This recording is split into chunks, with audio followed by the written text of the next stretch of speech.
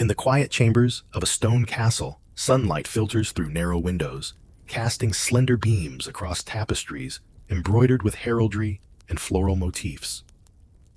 A cradle sways softly, and within it rests the newest daughter of a noble house. Swaddled in fine linens and surrounded by the muted clatter of attendants moving through corridors, she is both a child and a symbol, a living emblem of lineage, power, and expectation.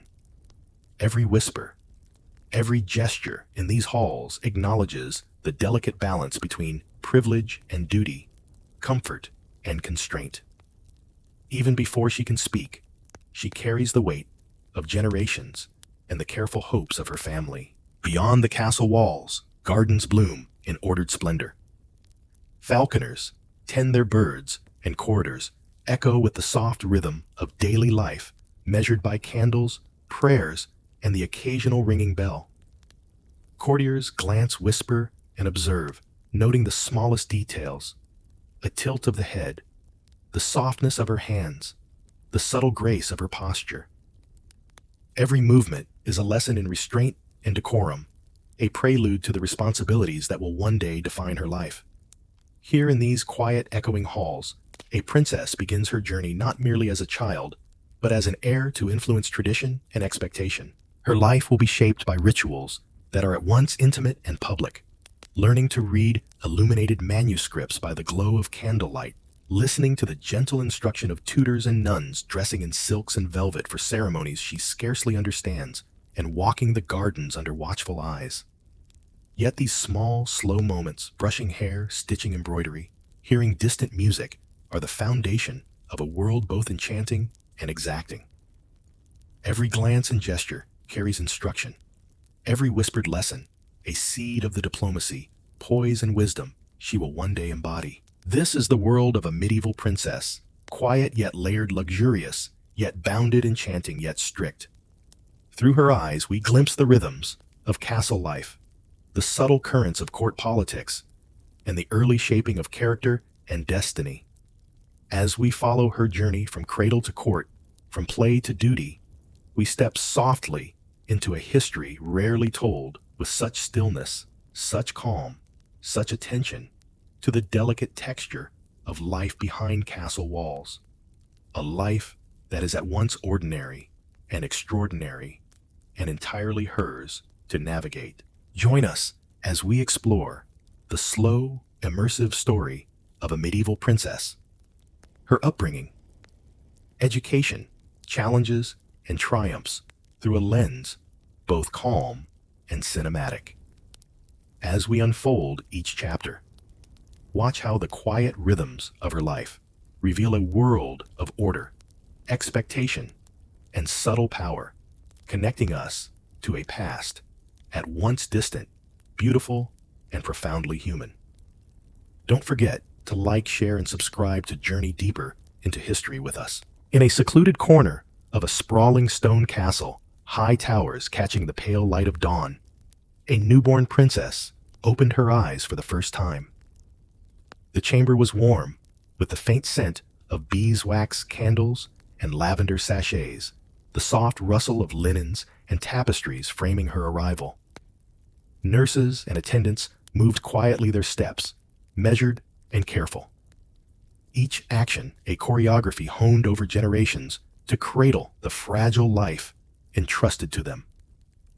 Outside the castle's courtyards began to stir the clatter of servants, the low coo of doves in the courtyard, and the distant call of falcons. Within these walls, life moved slowly but deliberately, shaped by hierarchy, tradition, and the weight of expectation. From the very first breath, the child was more than herself. She embodied lineage, alliances, and the hope of her family. Her tiny hands, soft and delicate, were handled with reverence, swaddled in the finest linens embroidered with gold thread. Every movement was observed, every sound measured. The nurses whispered to each other in soft tones, speaking of her family's history, her father's titles, her mother's noble blood, and the duties that would one day define her existence.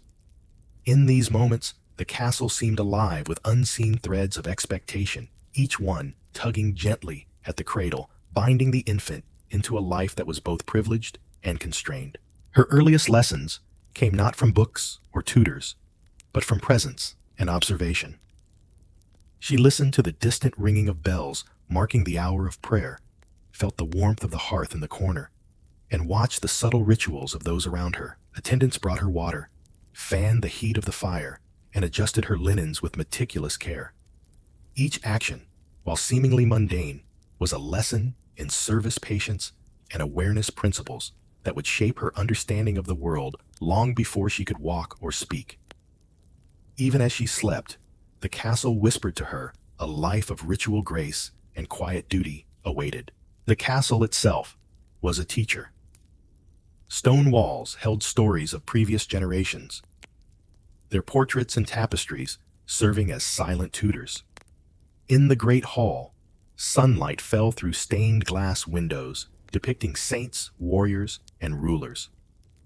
The shadows moved slowly across the floor, marking the passing of time in a rhythm that was both gentle and relentless. Courtiers moved through these spaces with precision, their footsteps a subtle language of hierarchy. Apprentices in the household learned alongside the infant princess, observing how duty and decorum were enacted in every gesture, every glance, every careful turn of the head. As she grew even in these earliest weeks, the princess became aware of the weight of attention. Her parents watched from afar, with gentle scrutiny, their eyes a blend of love and expectation. Noble visitors brought gifts of embroidered gowns, delicate toys, and tokens of goodwill, each presenting subtle lessons about wealth, taste, and obligation. Attendants whispered about alliances and future marriages, about the responsibilities her noble blood would impose. The child, though small and fragile, was already a figure of import, a symbol of continuity, and a vessel of potential influence. The rhythms of her day were measured yet intimate. Swaddled and rocked, she listened to lullabies that were themselves echoes of history, stories of saints and ancestors woven into melody and verse. Her fingers brushed the soft threads of tapestries depicting heroic deeds and noble lineage. Each sound, touch, and sight was a layer of instruction, a gentle shaping of character that prepared her for the world beyond the chamber. She began unknowingly to absorb the cadence of court life, the delicate balance of observation, restraint, and expectation that would follow her throughout her life. Even play, when it came, was tempered by observation. Small toys were placed before her, not only for amusement, but to teach dexterity, patience, and appreciation of fine craftsmanship. Every interaction in the chamber, however quiet, carried meaning. Nurses demonstrated care in handling her, while ladies-in-waiting adjusted her clothing, teaching through touch and presence the importance of grace and attentiveness. The infant princess existed in a world where every sensation was a lesson, and every gaze a reminder of the responsibilities that awaited her. Though confined within the castle walls, the child's senses were alive to the rhythms of the wider world. She heard the distant calls of merchants arriving in the nearby town, the clatter of horse hooves on cobbled streets, and the occasional toll of a bell from a neighboring abbey.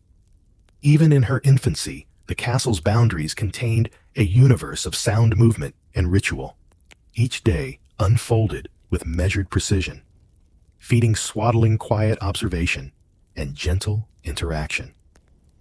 In these early months, the princess's life was both sheltered and meticulously structured, a delicate blend of love, ritual, and subtle preparation for the vast expectations she would one day bear. Through these earliest experiences, the foundation of her character was laid. She was taught silently the value of patience, attention, and awareness. The castle and its attendants were both guardians and teachers, shaping a life that would eventually navigate diplomacy, ceremony, and duty.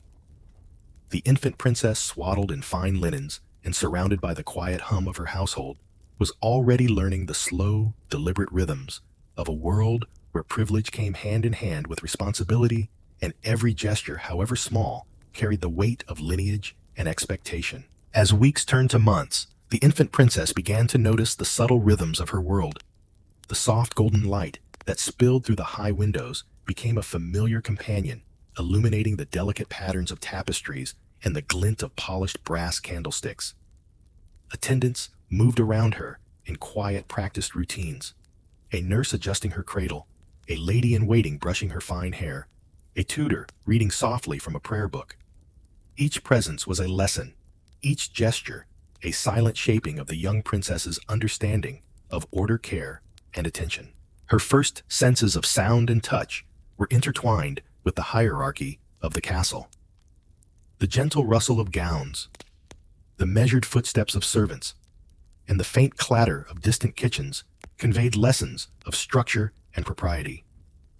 She learned without words to distinguish between the soft coo of a pigeon perched on a ledge and the commanding call of a knight entering the hall. Every nuance of the castle's life, from the flicker of torchlight to the warmth of the hearth, was an instruction in awareness, teaching patience, perception, and poise, even in her earliest infancy. Visitors, though rare in these months, brought lessons wrapped in velvet and gold. Noblewomen carried trays of delicate toys, silken scarves, and tiny garments embroidered with heraldic motifs. Each gift was more than adornment. It was a symbol, a visual reminder of alliance's status and the delicate web of influence surrounding the princess. Mothers and fathers explained in hushed tones the importance of these exchanges, each item a token of loyalty, friendship, and political consideration. Though she could not yet grasp the meaning, the princess absorbed the rhythms of ceremony and expectation. Her first encounters with the natural world were similarly structured and instructive. The gardens just beyond her chamber offered scents, colors, and textures that fascinated her young senses. Flowers in orderly beds swayed gently in the breeze. Birds called from the branches, and the occasional butterfly drifted through the sunlight. Nurses and attendants guided her small hands to touch petals and feel leaves, instilling wonder, while subtly reinforcing the order and symmetry valued in noble life. Even in play, she learned observation and attention qualities that would serve her in a lifetime of courtly responsibility. By her first year, the princess had begun to recognize faces, voices, and gestures. Attendants who cared for her daily became familiar figures, their presence a constant reminder of the layered structure surrounding her. Tutors introduced simple prayers and melodies, slowly weaving rhythm, sound, and devotion into her daily existence. Even in moments of quiet, she was learning the cadence of ritual, the gentle discipline of repetition, and the awareness of expectations, all under the soft supervision of those who guided her early days. Meals, though small and carefully measured, were similarly instructive. Early nourishment came from swaddled feeding and carefully prepared purees, each moment an opportunity to instill patience and gratitude. Attendants used these quiet rituals to teach manners, the importance of composure, and subtle lessons in the etiquette that would one day be required at formal tables. From the gentle lifting of a cup to the delicate handling of utensils, every gesture became an early rehearsal for the ceremonial life she would eventually inhabit. Even the sounds of the castle were lessons in rhythm and hierarchy. The distant clanging of blacksmiths' hammers, the measured strokes of water against stone fountains, and the muted murmur of pages reciting lessons all combined into a symphony of observation. Through these sounds, the princess learned attentiveness, a quiet awareness of her surroundings, and the patience required for the slow unfolding of noble life. Each day deepened her understanding of the patterns that governed her world, repetition, ritual, and respect for structure. As the princess grew, so too did the recognition of her role. Attendants whispered about her future, about alliances, and about the care with which she would be prepared to navigate the courts of kings and nobles. Though still an infant, she became conscious, in the gentle way of the young, of the presence of expectations beyond herself. Each hug, each word, and each song from the caretakers wove a tapestry of understanding that connected her small life to the broader world of politics, lineage, and duty. By the close of her first year, the princess was no longer merely a newborn. She had become a small, perceptive observer of her surroundings. She recognized the rhythms of care and attention, the subtleties of hierarchy, and the delicate interplay between freedom and constraint. Each swaddled night, each sunlit hour, and each carefully guided moment had imparted lessons that would resonate across a lifetime.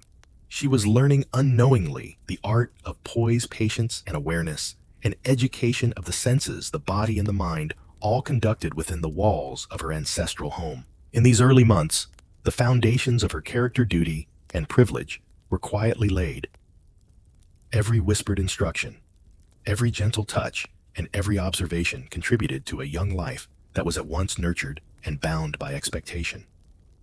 The castle, with its echoes of history and its careful routines, had become both protector and teacher. And so the princess began the slow, deliberate journey of her life. A life of beauty, ritual, and responsibility, shaped by privilege, defined by duty, and destined to navigate the delicate world of noble and royal existence. As the princess moved from infancy into early childhood, the castle transformed from a space of gentle care into a structured environment of learning. Her days became punctuated by the rhythms of instruction, the soft shuffle of tutors' robes, the faint scent of parchment and ink, and the distant murmurs of nuns teaching prayers in the chapel. Every movement of her attendants, every rustle of the silk curtains, and every glow of sunlight on the polished stone floors contributed to a sensory education as profound as any lesson from books. The earliest lessons were subtle, imparted through observation and repetition.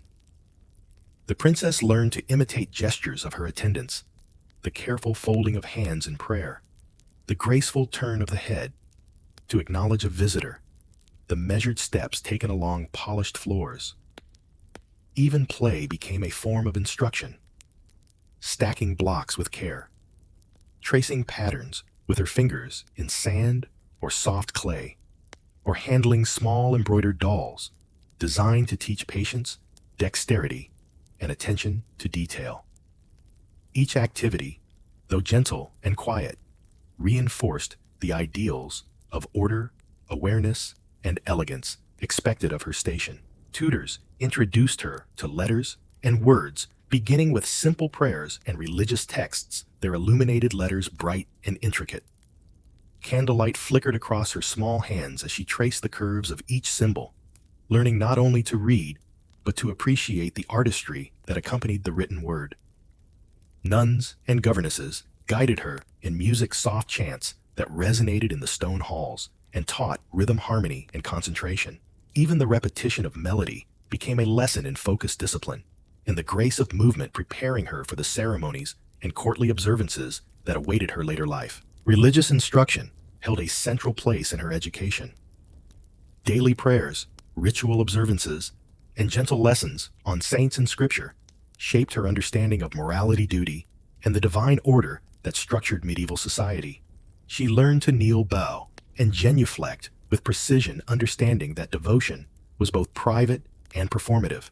The chapel, with its flickering candles, carved pews, and the scent of incense lingering in the air, became a classroom for manners, piety, and reflection. Even as she traced the patterns of stone floors and listened to the soft resonance of chants, she absorbed the rhythms of reverence, patience, and quiet discipline. The princess's artistic training unfolded in parallel. She learned to handle brushes, thread, and small tools for embroidery and illumination. Every stroke, every stitch was a lesson in patience, precision, and aesthetic judgment. Silk threads glimmered in her small hands, forming floral motifs and heraldic symbols, teaching her that beauty could be disciplined, deliberate, and meaningful. These quiet exercises instilled not only skill, but also the sensibility necessary to appreciate the artistry of court life. The arrangement of flowers, the folding of garments, the visual language of tapestries and heraldry. Music continued to play a vital role. Tutors guided her fingers over small, delicate instruments, lutes, lyres, and flutes, teaching both the mechanics of sound and the discipline of practice. Melodies filled the halls in gentle waves, and the princess learned the satisfaction of mastering rhythm and tone, understanding that every note required attention, patience, and repetition. Music became a bridge between skill and culture, offering lessons in harmony, composure, and the emotional resonance of structured creativity. Even social lessons were quietly woven into the rhythm of her education. Observing the interactions of attendants visiting nobles and family members, she learned the nuances of hierarchy, the subtleties of language, and the patterns of courtesy that defined medieval court life. Each bow, each greeting, and each measured phrase conveyed information, expectation, and subtle power dynamics. The princess, in her quiet observation, absorbed these lessons as naturally as she learned to walk, understanding that grace, attentiveness, and discretion were as vital as any academic or artistic skill. Daily routines reinforced these lessons. Morning prayers, mid-morning reading, midday music, and afternoon embroidery created a rhythm both comforting and instructive. Meals were taken with careful attention to manners, the handling of utensils, and the polite exchange of words. Even the smallest interactions, accepting a cup, adjusting a sleeve, acknowledging a visitor, became rehearsals for the composure and awareness required in the broader courtly world. Each repetition, each observed detail, built a foundation of discipline, elegance, and patience. As the princess matured within these walls, the castle itself became a living classroom. The echo of footsteps, the patterns of sunlight through windows, the texture of stone floors, and the arrangement of furniture. All were teachers in the subtle art of observation, awareness, and poise. Every day, reinforced lessons that were as much about character and perception as they were about knowledge or skill. Through quiet observation and guided practice, the young princess began to understand the complex interplay of beauty, discipline, and decorum that defined her privileged world. As the princess grew into early childhood, the lessons within the castle deepened in both complexity and significance. Her tutors introduced more intricate texts, not merely simple prayers, but chronicles of saints, histories of kings, and genealogies of noble houses. Candlelight danced across the pages as she traced words with small fingers, absorbing not only language, but the weight of lineage, the stories of past rulers, and the deeds that shaped kingdoms. Each story, each lesson quietly reinforced the responsibilities she would inherit to uphold honor, to understand politics, and to embody the dignity of her birth. The rhythm of the day became more structured. Morning prayers gave way to lessons in reading and writing, followed by periods devoted to music and embroidery. Tutors and nuns guided her in rhythm and cadence, not only in song, but in speech and gesture.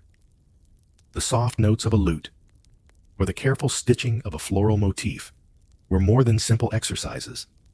They were exercises in patience, precision, and attention to detail. Each small success instilled confidence, while every correction offered gently emphasized the value of perseverance and careful attention. Artistic instruction expanded. The princess began to work with illuminated manuscripts, learning to paint delicate letters and miniature illustrations with painstaking care. Tiny brushes, held in small hands, traced gold leaf soft pigments, blending into scenes of saints' gardens and noble hunts. The process demanded focus and discipline, yet it allowed her imagination to flourish. With each completed illustration, she gained not only skill, but an understanding of beauty symbolism and the language of visual storytelling, a language that would communicate influence, refinement, and authority throughout her life. Music, too, became a deeper study. Tutors encouraged her to play melodies that were not merely pleasing, but precise, structured, and expressive. She learned to listen carefully, to measure rhythm, and to harmonize with others, understanding that music was both art and discipline. The songs she learned were not solely for enjoyment. They conveyed history, morality, and culture. Through them, she absorbed lessons in emotional intelligence, self-control, and the gentle power of presence, all essential for a life spent within the delicate web of courtly observation. Religious education intensified alongside intellectual growth. The princess spent hours in quiet contemplation, observing rituals, reciting prayers, and learning the significance of feast days, saints' lives, and the liturgical calendar. Even her small gestures, kneeling, bowing, crossing herself, were imbued with purpose and meaning. Through ritual, she internalized order, devotion, and the moral framework that would guide her actions and decisions, understanding that her public demeanor must reflect not only personal faith, but social expectation. Social lessons became increasingly central. The princess observed and interacted with attendants, visiting nobles, and her family with heightened awareness. She learned the subtle codes of speech, posture, and gesture, recognizing the hierarchy and the careful diplomacy required in every encounter. Games and storytelling sessions were interwoven with lessons in observation and etiquette, teaching her to read intent, anticipate response, and navigate the nuances of social interaction. Each smile, bow, or question from her peers or elders became a study in perception, judgment, and grace. Physical education, though understated, also found a place in her day. Gentle walks in the gardens taught balance, coordination, and appreciation of nature's order. She observed gardeners tending their flowers, falconers guiding their birds, and pages running errands, learning both the value of labor and the rhythms of the world beyond her chamber walls.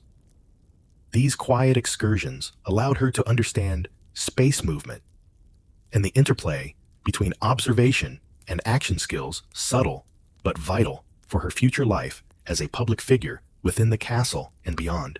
By her 5th and 6th years, the princess's education reflected a harmonious blend of intellect, artistry, spirituality, and social understanding. Each day, she moved through lessons that intertwined skill and character, knowledge and virtue, freedom and constraint. Tutors, nuns, and attendants guided her carefully, ensuring that every moment, whether spent tracing letters, playing a lute, stitching patterns, or observing interactions, contributed to the shaping of a poised, perceptive, and disciplined young noblewoman. Even in moments of quiet reflection, she internalized the rhythm of her education. The soft rustle of parchment, the faint echo of chants, the warm glow of the hearth, and the measured footsteps of attendants became her companions. Through repetition and observation, she developed patience, discernment, and self-awareness. Each day reinforced lessons in propriety, empathy, and attentiveness, ensuring that she was not merely instructed, but subtly shaped by her surroundings, prepared for the intricate dance of courtly life. By the close of this period, the princess was no longer merely a child in a castle, but a young figure of awareness and emerging understanding. Her mind, senses, and character were being carefully molded by a world that demanded elegance, discipline, and attentiveness. The castle's halls, the rhythm of lessons, and the quiet supervision of devoted attendants all converged to prepare her for the challenges, privileges, and responsibilities that lay ahead. She was learning slowly and deliberately to embody both grace and authority, a preparation for the life she was destined to lead. As the princess moved into early childhood, the world of adornment and presentation began to shape her daily life, almost as much as her lessons in reading, music, and prayer. The castle's wardrobe, a vast collection of silks, velvets, and embroidered linens, became both a playground and a classroom. Here, the young princess learned that clothing was never merely functional. Each garment carried symbolism, status, and meaning. The rustle of silk against stone floors, the glint of polished clasps, and the weight of a jewel-laden veil were not trivialities, they were expressions of identity, lineage, and influence. Attendants guided her through the subtle rituals of dressing. Gentle hands smoothed fine linens, fastened tiny ribbons, and adjusted delicate veils. Mirrors rare and precious reflected her small figure, revealing the careful arrangements of fabrics, the embroidery of her gowns, and the subtle layering that distinguished her as a princess. Every movement before the mirror was a lesson. Posture, grace, and attentiveness were cultivated alongside the practical skill of managing elaborate garments. Even in play, she practiced the careful gestures expected of her, learning to fold her hands, walk lightly, and maintain composure under observation. Jewelry, though small at first, became an early form of instruction in wealth, lineage, and aesthetic sensibility.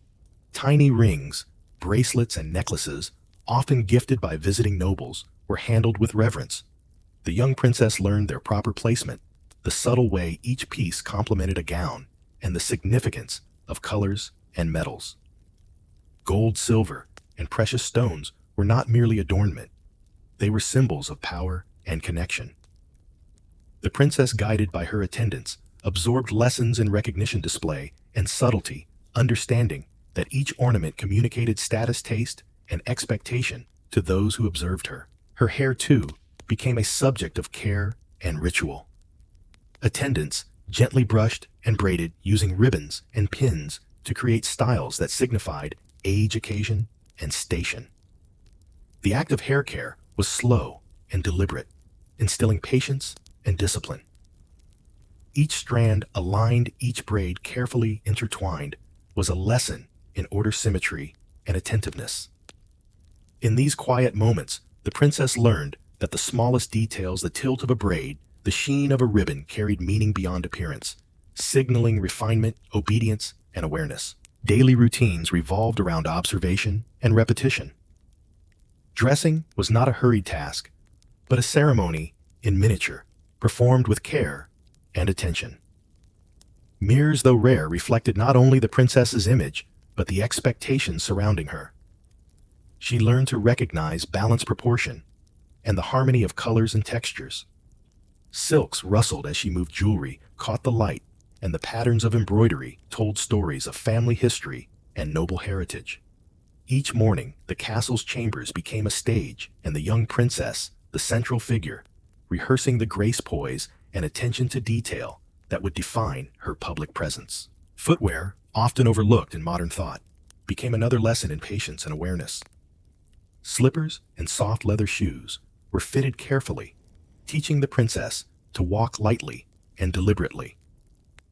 Each step, though small, carried the echo of observation, discipline, and subtle performance. The castle floors, cool and smooth underfoot, became her classroom, and her careful movements a reflection of training in composure, elegance, and awareness of the gaze of those around her. Special occasions introduced more elaborate attire, allowing the princess to experience the full spectrum of her courtly wardrobe. Gowns adorned with embroidery depicting heraldic symbols, veils decorated with pearls, and jeweled belts were donned with ceremony. Attendants guided her carefully, showing how each element complemented the others, how colors and symbols communicated messages of status and alliance, and how posture, gesture, and composure enhanced the presentation. These moments were both education and rehearsal, miniature lessons in diplomacy, perception, and subtle influence. Even leisure and play were shaped by clothing and adornment. Dolls dressed in miniature silks and velvet offered practice in coordination and taste. Games involved arranging fabrics, selecting accessories, and simulating courtly movement. Through these exercises, the princess developed a refined sensibility, learning that clothing, adornment, and behavior were inseparable from her social identity. The combination of tactile experience, observation, and repetition reinforced both skill and awareness, preparing her for the meticulous demands of life at court. The princess also began to notice the impact of appearance on others. Visitors, attendants, and family members responded to her clothing and jewelry with subtle shifts in attention, expression, and posture. Through observation, she learned the unspoken language of impression, understanding that every detail, color pattern, shine communicated not only refinement, but authority, grace, and belonging. Even at a young age, she began to see that appearance was a tool of influence, a visual language as potent as words or gestures. Through all these small lessons, the young princess's understanding of her role deepened. Fashion, jewelry, and appearance were not frivolities. They were early lessons in perception, symbolism, and social navigation.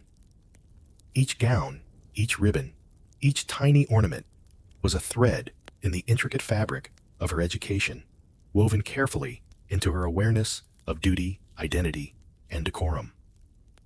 The castle's chambers became both workshop and classroom, where the princess learned to embody refinement, patience, and poise long before she fully understood the significance of her surroundings or the expectations placed upon her. As the princess approached her 6th and 7th years, the lessons in adornment and appearance became more deliberate, intricate, and ceremonial. Every morning, her attendants guided her through the careful selection of fabrics, the layering of garments, and the placement of ribbons, clasps, and jewels. Each item carried meaning beyond beauty. Silks of deep crimson signaled rank, delicate embroideries told stories of family alliances, and pearls or gemstones marked occasions of importance. The princess learned that her wardrobe was a language subtle yet precise, conveying power, refinement, and decorum to all who observed her. Ceremonial dress demanded particular care. On feast days, religious observances, or when welcoming visiting nobles, her attire became both instruction and performance. Attendants draped her in gowns of velvet and satin embroidered with threads of gold and silver, while veils and headdresses were adjusted to balance elegance with modesty. Mirrors, though rare and often small, reflected not only her image, but the lessons in posture, composure, and presence she was expected to embody. Every tilt of the head, every step across polished floors, and every gesture of the hand became part of her silent education in grace and presentation. Jewelry was more than decoration. It was instruction in observation, symbolism, and influence. Delicate chains, rings, bracelets, and pins were arranged to complement her garments and communicate subtle messages. The young princess learned how a carefully placed brooch might signal alliance, how the shine of a gemstone reflected light and attention, and how each piece reinforced her noble identity. Attendants taught her to recognize the weight, texture, and balance of each item, instilling awareness and respect for the power of appearance. Through repeated practice, she began to internalize these lessons, moving with deliberate care and subtle authority. Daily routines incorporated these lessons seamlessly into her education. Dressing was no longer a mechanical task, but a thoughtful exercise in mindfulness, observation, and refinement. The princess learned to anticipate how her appearance might influence those around her, to carry herself with composure under scrutiny, and to adapt her demeanor to the expectations of the moment. Even play, when it involved dolls, miniature gowns, and tiny jewelry, became practice in coordination, taste, and the careful interplay of color, texture, and symbolism. Court visitors provided further education in the subtleties of appearance. Noblewomen sent by allies or kin often brought gifts of silks, jewelry, or accessories that required careful handling and display. The princess observed how adults interacted with these offerings, how a bow, a word of thanks, or a gentle touch communicated respect, gratitude, and propriety. She began to understand that her appearance, like her behavior, was a tool of diplomacy, subtly influencing perception and establishing her presence within the delicate hierarchy of the castle and its extended network of nobility. Hair care, an ongoing aspect of her routine, became increasingly intricate. Attendants taught elaborate braiding techniques, the use of ribbons and pins, and the ceremonial significance of veils. Hairstyles were not mere decoration. They marked age, occasion, and social standing. The princess learned to view each braid and arrangement as a statement, a combination of artistry and social signaling. Even as she fidgeted with ribbons or brushed her hair, she absorbed lessons in patience, precision, and anticipation of the gaze of observers. Special events offered the princess opportunities to combine all aspects of her training. For holidays, festivals, and formal audiences, she learned to harmonize gowns, jewelry, hairstyles, and posture, creating a cohesive presentation that reflected both beauty and propriety. The process was meticulous layers of fabric, arranged with care, jewelry selected for symbolic resonance, hair styled to balance elegance and comfort. These preparations were both practical and symbolic, demonstrating her awareness of protocol, her capacity for composure, and her developing sense of personal style as an extension of identity and authority. Through this ongoing education, the princess began to understand that appearance was inseparable from character, demeanor, and influence. Every garment, ribbon, and jewel carried meaning, and she learned to wield these symbols with subtlety and care. The castle chambers, once simply spaces of daily routine, became arenas of self-awareness and performance, where the young princess honed her ability to navigate observation, expectation, and subtle power. By the end of this stage, she was not only proficient in the technical aspects of dress and adornment, but also perceptive of the social and symbolic weight they carried. Fashion had become a language, jewelry, a form of subtle diplomacy, and appearance, a reflection of her understanding of privilege and duty. Through repetition, observation, and gentle guidance, the princess had begun to master the art of presenting herself with elegance, grace, and quiet authority, a skill that would shape her life within the castle and in the wider world she was destined to enter. As the princess grew, her education expanded beyond letters, music, and the refinement of appearance, drawing deeply into the spiritual realm that defined daily life in medieval Europe. Religion was the axis upon which her world turned, a gentle yet unyielding presence that structured time, behavior, and thought. From the soft glow of candlelight in the chapel to the hushed whispers of prayers in her chamber, faith became both a comfort and a guide, teaching her the rhythms of devotion and the moral framework expected of a princess. Each morning began with ritual. Attendants gently awakened her, guiding her through a sequence of prayers that measured body and mind, hand and breath. Kneeling on soft cushions, she learned to fold her hands with reverence, bow her head in humility, and recite the familiar cadence of words that connected her to both God and the lineage she embodied. The repetition of these prayers, day after day, instilled discipline and focus, embedding spiritual awareness into the very core of her being. Even in moments of youthful distraction, the structure of ritual provided both grounding and guidance, teaching that devotion was as much about habit as intention. The chapel within the castle walls became a sanctuary of learning. Its stone floors, cool underfoot, echoed with the soft shuffling of attendants, while flickering candlelight danced across carved pews and stained glass windows. Through these windows, colored light painted patterns upon her garments, illuminating her small figure in a kaleidoscope of devotion. Here she observed the nuns and clerics with careful attention, noting the subtle gestures that conveyed reverence, the tilt of a head, the crossing of one's self, the gentle lowering of eyes in contemplation.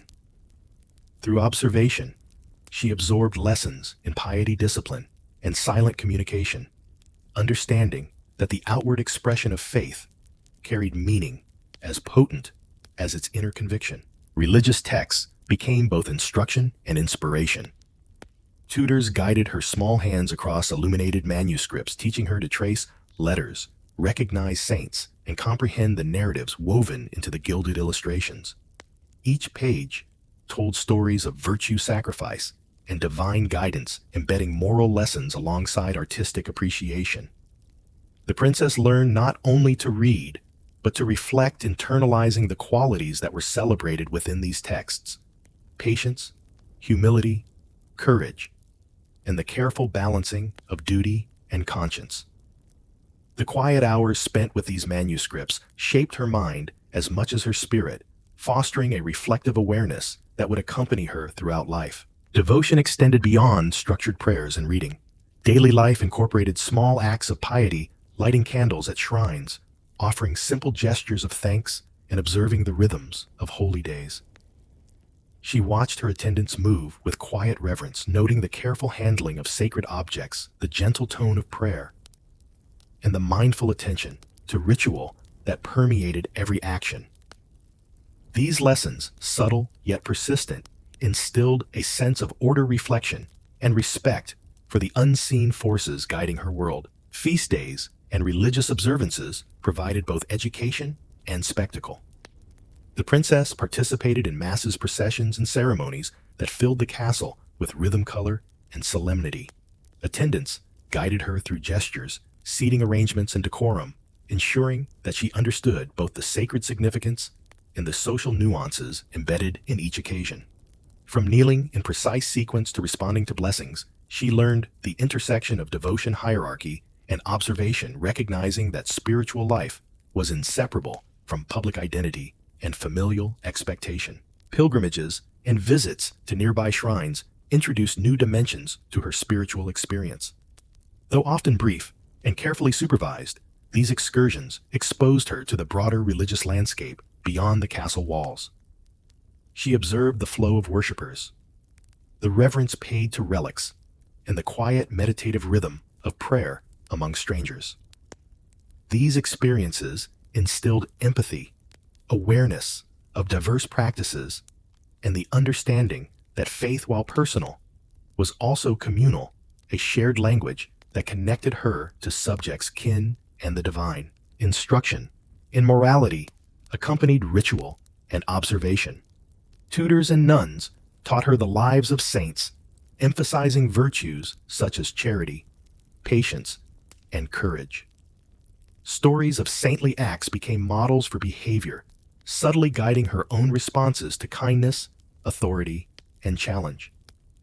She learned that piety was not merely about prayer, but about reflection and action, small, thoughtful choices embedded in daily life. Even the handling of gifts, interactions with attendants, and responses to visitors were framed within this moral context, blending spiritual education with the practicalities of courtly existence. Through quiet contemplation and structured lessons, the princess began to internalize a deep sense of spiritual rhythm. Each day unfolded as a sequence of movement, reflection, and ritual, reinforcing her awareness of both divine and earthly order. The castle's stone walls, filled with the echoes of chants, prayers, and whispered guidance, became both a sanctuary and a classroom. Here she learned that devotion required patience, attentiveness, and a careful balancing of thought and action. By the end of this period, religion had become an integral part of the princess's identity. It shaped her thoughts, her movements, her responses to others, and her understanding of the world. Faith was no longer a series of lessons, but a lived experience, woven seamlessly into her education, her perception of duty, and her quiet navigation of life within the castle walls. Even in moments of solitude or play, the rhythm of piety accompanied her, guiding awareness, shaping character, and providing the foundation upon which all other education, intellectual, artistic, social, would build. As the princess matured, her spiritual education deepened, weaving itself into every aspect of her life within the castle walls. Ritual and devotion became not only habitual, but contemplative. Each morning, she knelt in her chamber, candlelight reflecting softly off her delicate hands as she traced familiar prayers, the words rolling smoothly from her lips. These moments of quiet reflection were both personal and performative, teaching her that devotion required inner sincerity as well as outward composure. The repetition of prayer instilled discipline, patience, and focus, qualities that would define her demeanor in all spheres of life. Instruction in the lives of saints became central to her understanding of morality and virtue. Tutors shared stories of perseverance, courage, and piety, recounting the quiet heroism of figures who embodied both strength and humility. She learned how St. Margaret faced trials with patience, how St. Cecilia devoted herself to music and worship, and how St. Elizabeth exemplified charity. These narratives were more than history. They were templates for behavior subtle guides for navigating her world with grace and ethical awareness. Through reflection on these stories, the young princess absorbed lessons in empathy, courage, and the delicate balance between personal desire and duty. Participation in the chapel services became increasingly sophisticated. She learned to navigate formal processions, to kneel and rise with synchronized precision, and to respond to the rhythm of the Mass with appropriate reverence. Every gesture, from the crossing of hands to the lowering of eyes, was infused with meaning, signaling both devotion and respect for hierarchy. Observing the clergy and the nuns, she absorbed their composed serenity and the quiet authority of those attuned to sacred order. Even when seated among peers or attending alongside her parents, she noted subtle interactions, the whispered guidance of a priest, the gaze of a visiting noble, the nuanced social choreography embedded within religious observance. Holy days and festivals offered lessons in both spirituality and social acumen. During feast days dedicated to patron saints or significant religious events, the princess observed how the castle community moved in unison. She noted the harmony of singing, the careful arrangement of seating, and the ceremonial presentation of offerings. Attendance taught her the symbolic significance of each gesture, and she learned to balance focus on ritual with awareness of those around her. Through these experiences, faith became inseparable from the social fabric of her life, teaching her that devotion display and social awareness were interconnected. Pilgrimages, even when brief or local, exposed her to new dimensions of devotion. Walking along cobblestone paths to nearby shrines, she witnessed a diversity of worshipers, noting their gestures, prayers, and expressions of faith. The rhythmic repetition of movement and ritual during these journeys cultivated patience and observation. She learned the significance of relics, the respect due to sacred spaces, and the quiet power of communal worship. These excursions also reinforced humility as she contrasted her noble life with the devotion of pilgrims from varied backgrounds, understanding that faith transcended wealth and status. Charitable acts became integrated into her understanding of piety. Even as a child, she observed the distribution of alms to the poor and assisted in preparing small offerings under the guidance of attendants. She learned that devotion was not solely private or ceremonial, but expressed through action, kindness, and attention to the needs of others. Each act, though small, cultivated empathy, moral awareness, and a sense of responsibility toward the community her family ruled. Education in sacred texts continued alongside ritual practice. Illuminated manuscripts with depictions of biblical scenes, parables, and saints' lives enriched her visual and moral literacy. Tracing each letter, observing intricate miniatures, and listening to tutors' explanations, she absorbed both artistic appreciation and the ethical lessons embedded in narrative. The process demanded patience, careful observation, and reflection, reinforcing a disciplined mind attuned to beauty structure and meaning. Even leisure intertwined with piety. Quiet walks in gardens offered reflection moments to meditate on the beauty of creation and the order inherent in nature. The princess noticed the careful cultivation of plants, the alignment of paths, and the harmony of water and stone, perceiving echoes of divine order in everyday life. These moments of observation reinforced her spiritual awareness, shaping her understanding of harmony, proportion, and attentiveness. By the end of this stage, the princess had internalized a seamless blend of spiritual discipline, moral understanding, and social awareness. Prayer, ritual study, observation, and action had become intertwined in her daily life, forming a foundation of character that was both reflective and practical. Her faith informed her, composure guided her behavior, and deepened her understanding of duty, preparation, and the subtle power of presence. Within the quiet stone walls of the castle, she had begun to embody a life where piety, learning, and awareness converged, preparing her for the layered expectations of a medieval princess. As the princess grew into her early years of adolescence, the world of education expanded beyond letters, music, and piety, drawing her slowly into the delicate realm of diplomacy and politics. Within the walls of the castle, subtle lessons were woven into everyday life, teaching her to observe, understand, and interpret the intricate hierarchies that governed court and kingdom alike. Here, the first seeds of political awareness were sown not through textbooks, but through careful observation, guided commentary, and the gentle shaping of insight by those who understood power. The princess began to recognize the invisible architecture of authority. Every gesture of her parents, the subtle movement of attendants, and the posture of visiting nobles carried meaning. Courtiers who bowed just so, whispers exchanged in hallways, or a fleeting glance of approval or disapproval, all became part of her ongoing education. She learned that power was as much about perception as it was about force, that observation and restraint often spoke louder than words, and that every action within the castle's chambers contributed to the rhythm of influence. Formal instruction in diplomacy began with storytelling. Tutors recounted the alliances, marriages, and negotiations of kings and queens, recounting events with an emphasis on cause-effect and subtlety. The princess absorbed these tales as more than history. They became illustrations of strategy, negotiation, and foresight.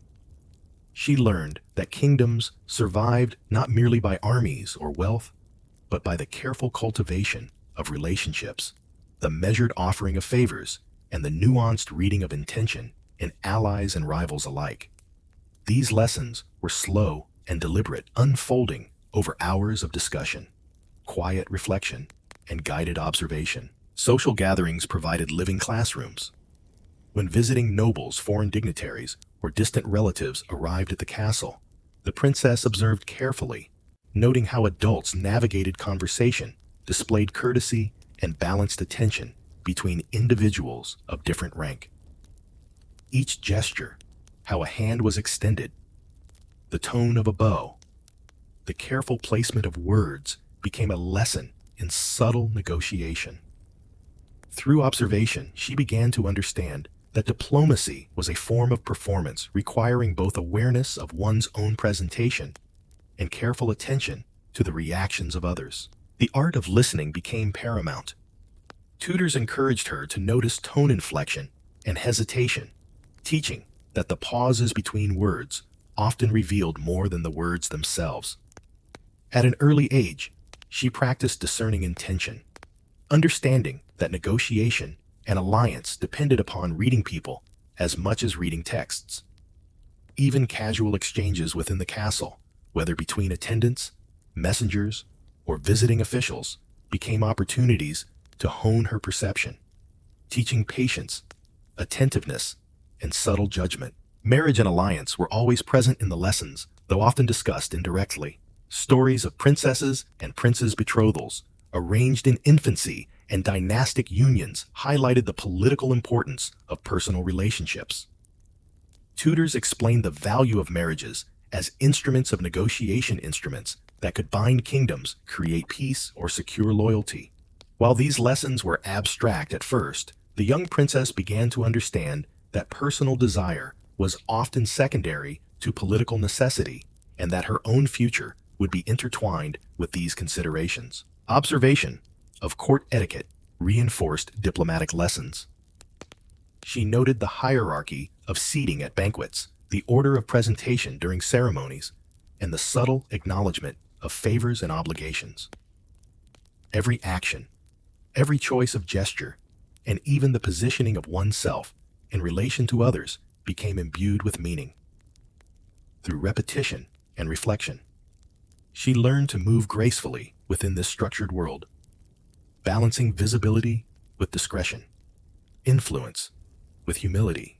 Mentorship played a critical role.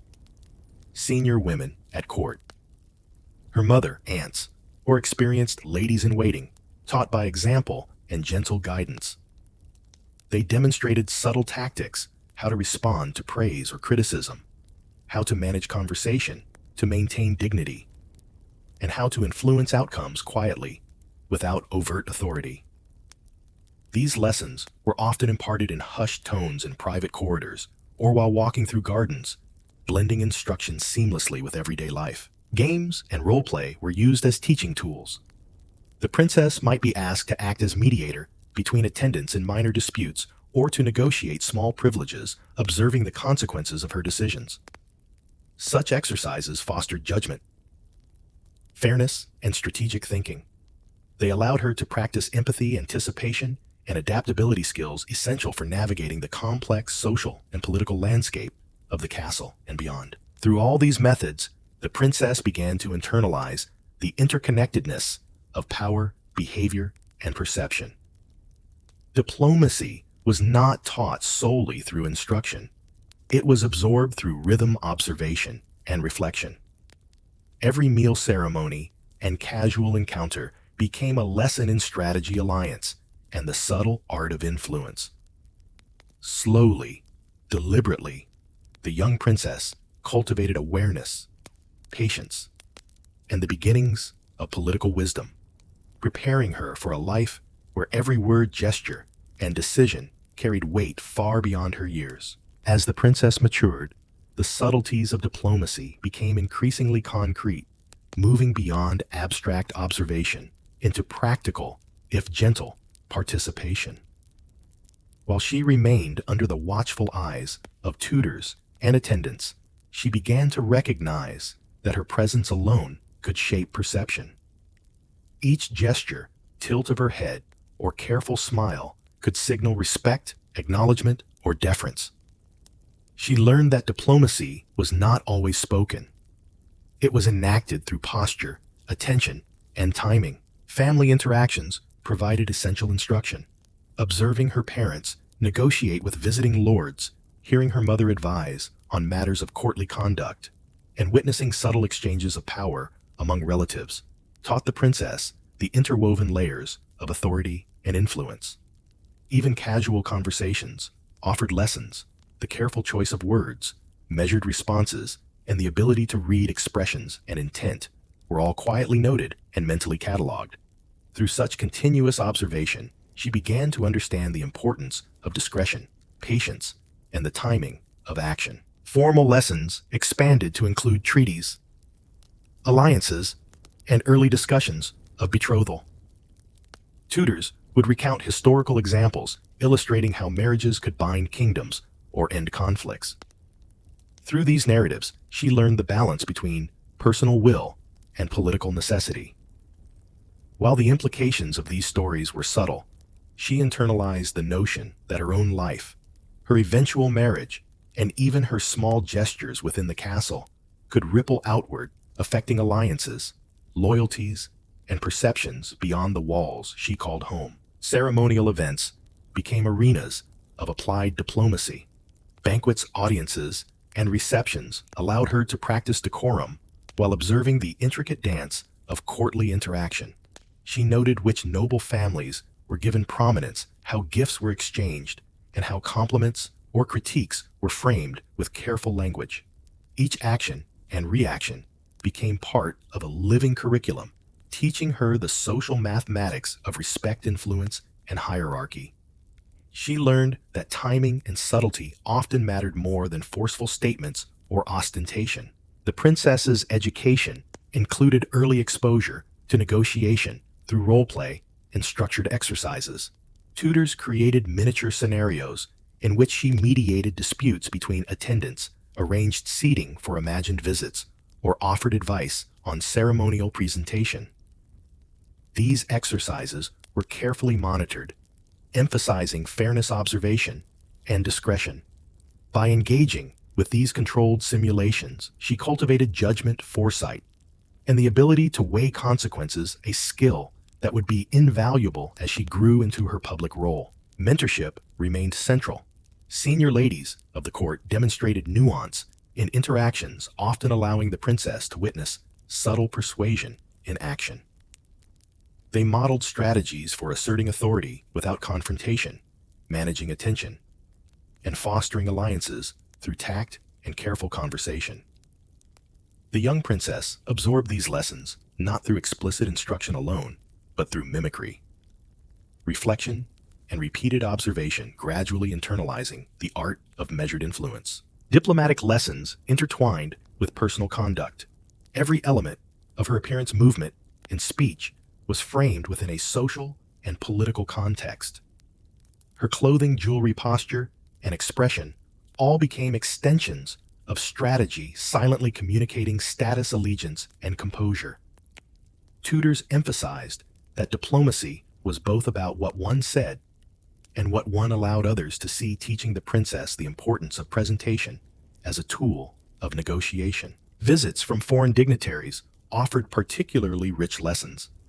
She observed cultural differences, variations in etiquette, and the unspoken signals that guided interaction.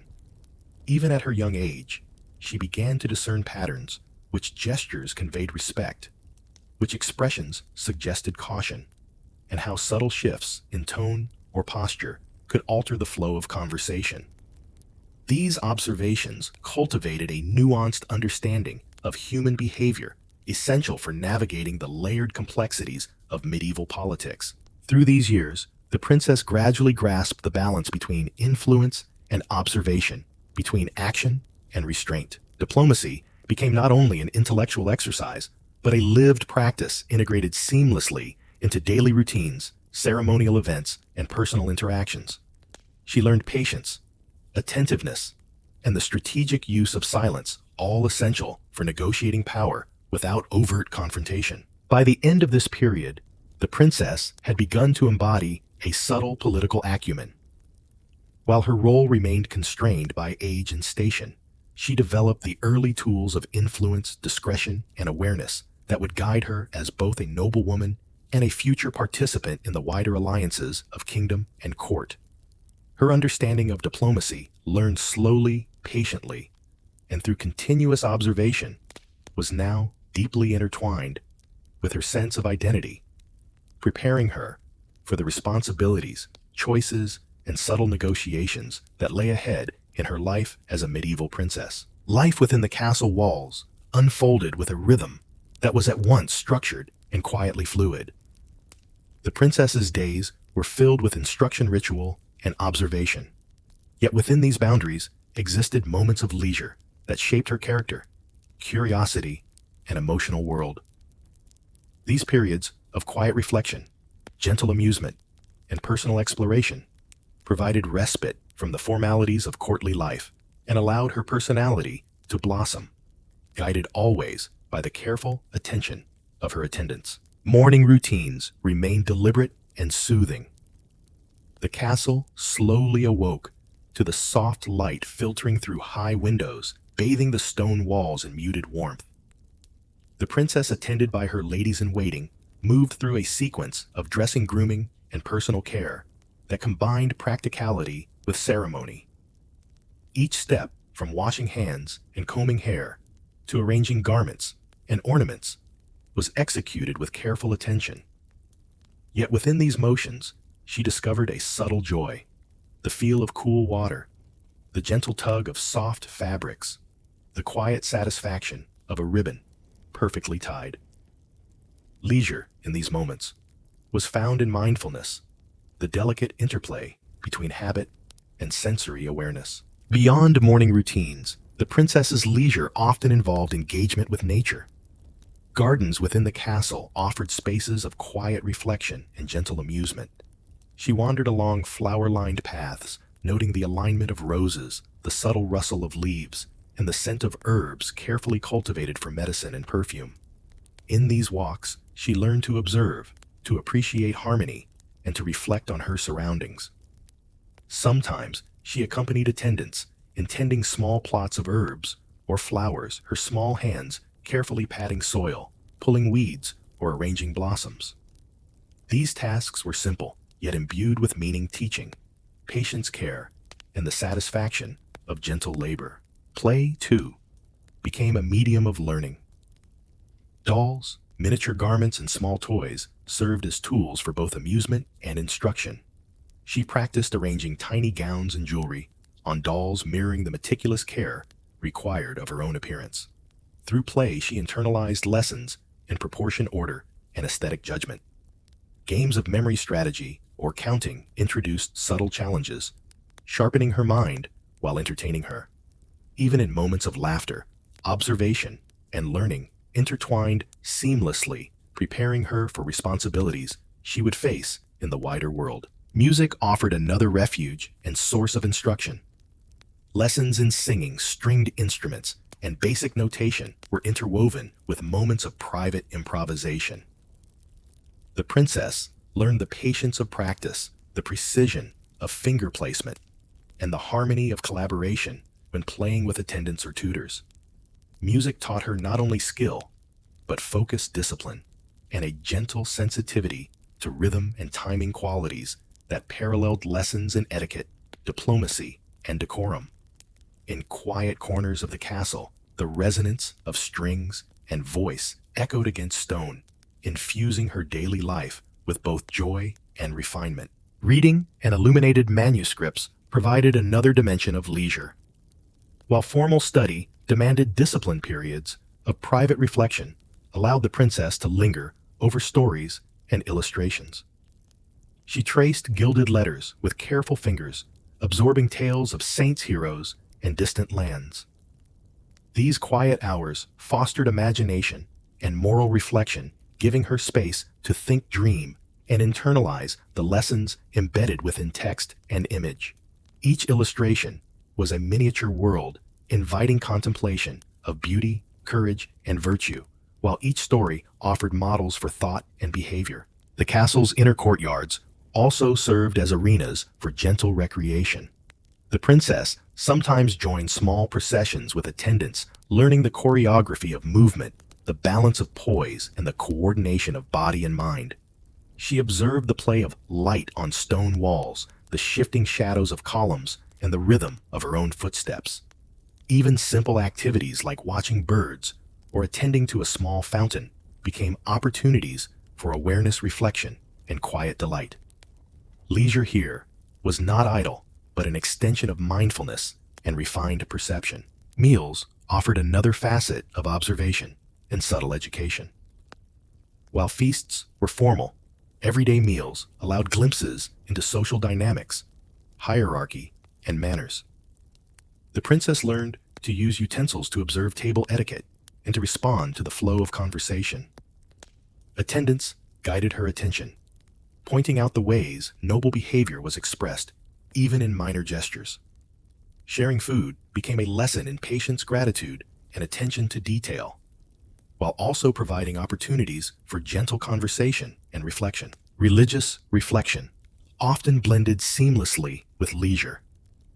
Quiet moments in chapel corners or garden shrines allowed her to contemplate teachings, internalize moral lessons, or simply breathe in the calm of sacred space. These interludes reinforced discipline, mindfulness, and the balance between contemplation and action.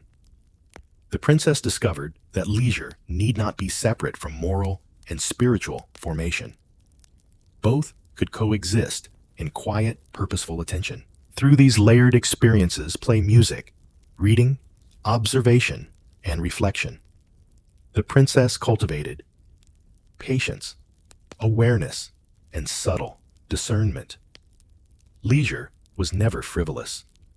It was integrated into a life of learning, character development, and refinement.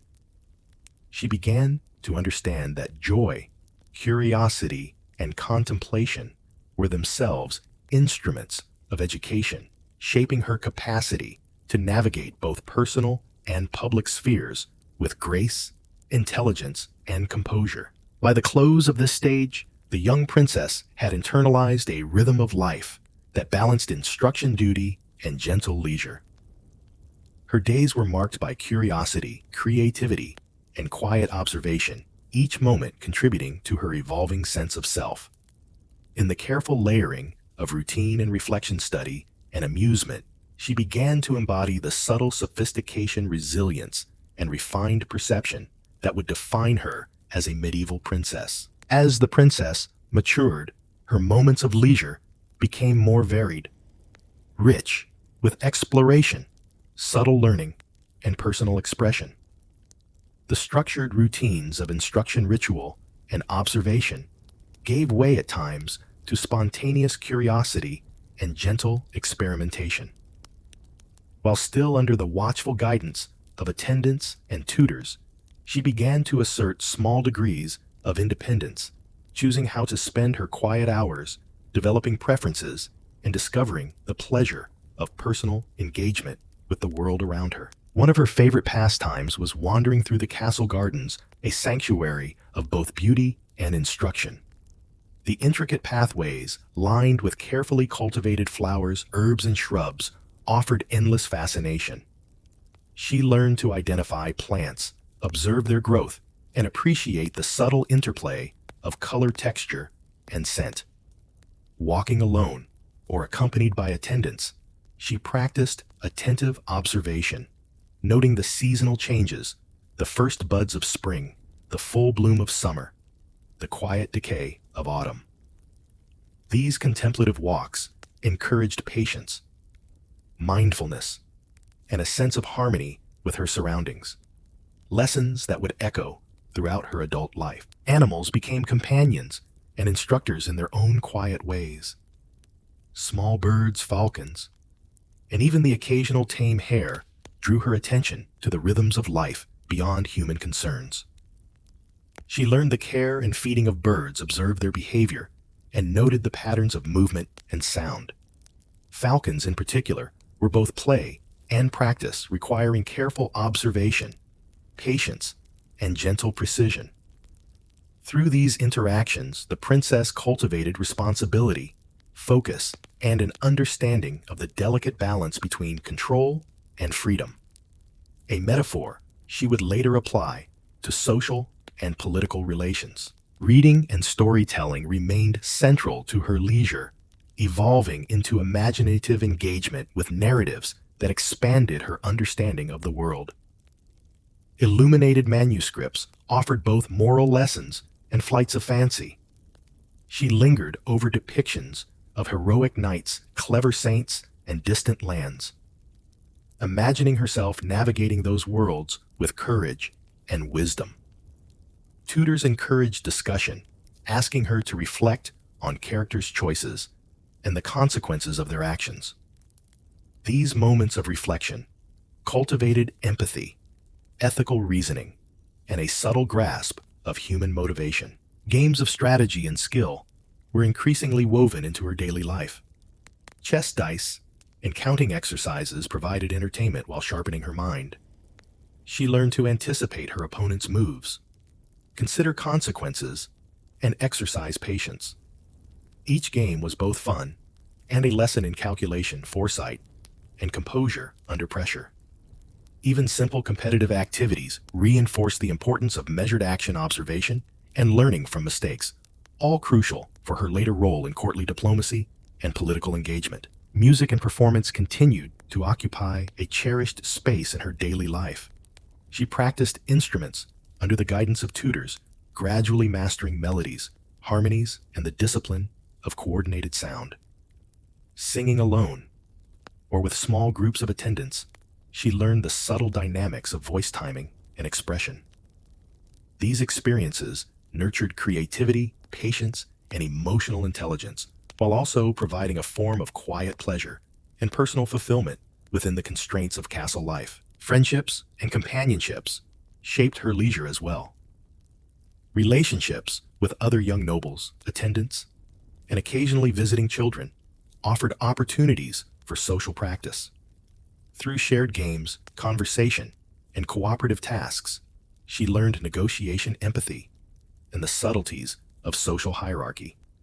Even moments of playful mischief were instructive, teaching balance between obedience and autonomy, the consequences of action, and the delicate art of managing perception. Religious reflection continued to intertwine with leisure.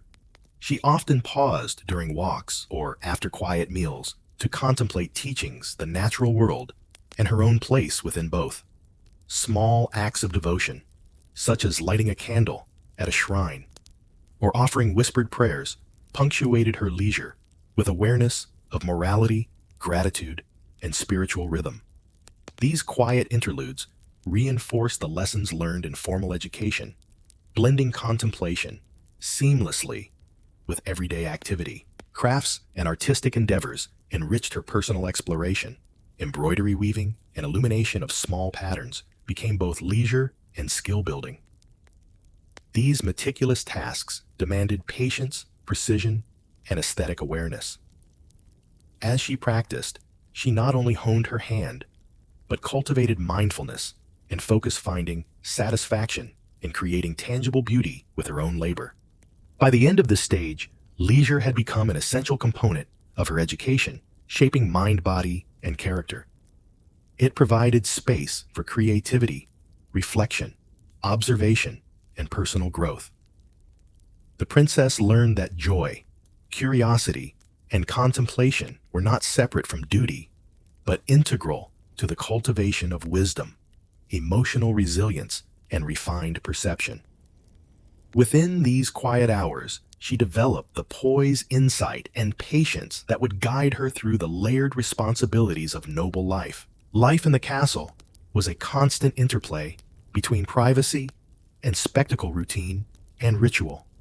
For the young princess, the daily rhythms of instruction, devotion, and leisure were punctuated by moments that demanded full attention, careful posture, and an awareness of her surroundings, the court ceremonies, and formal events.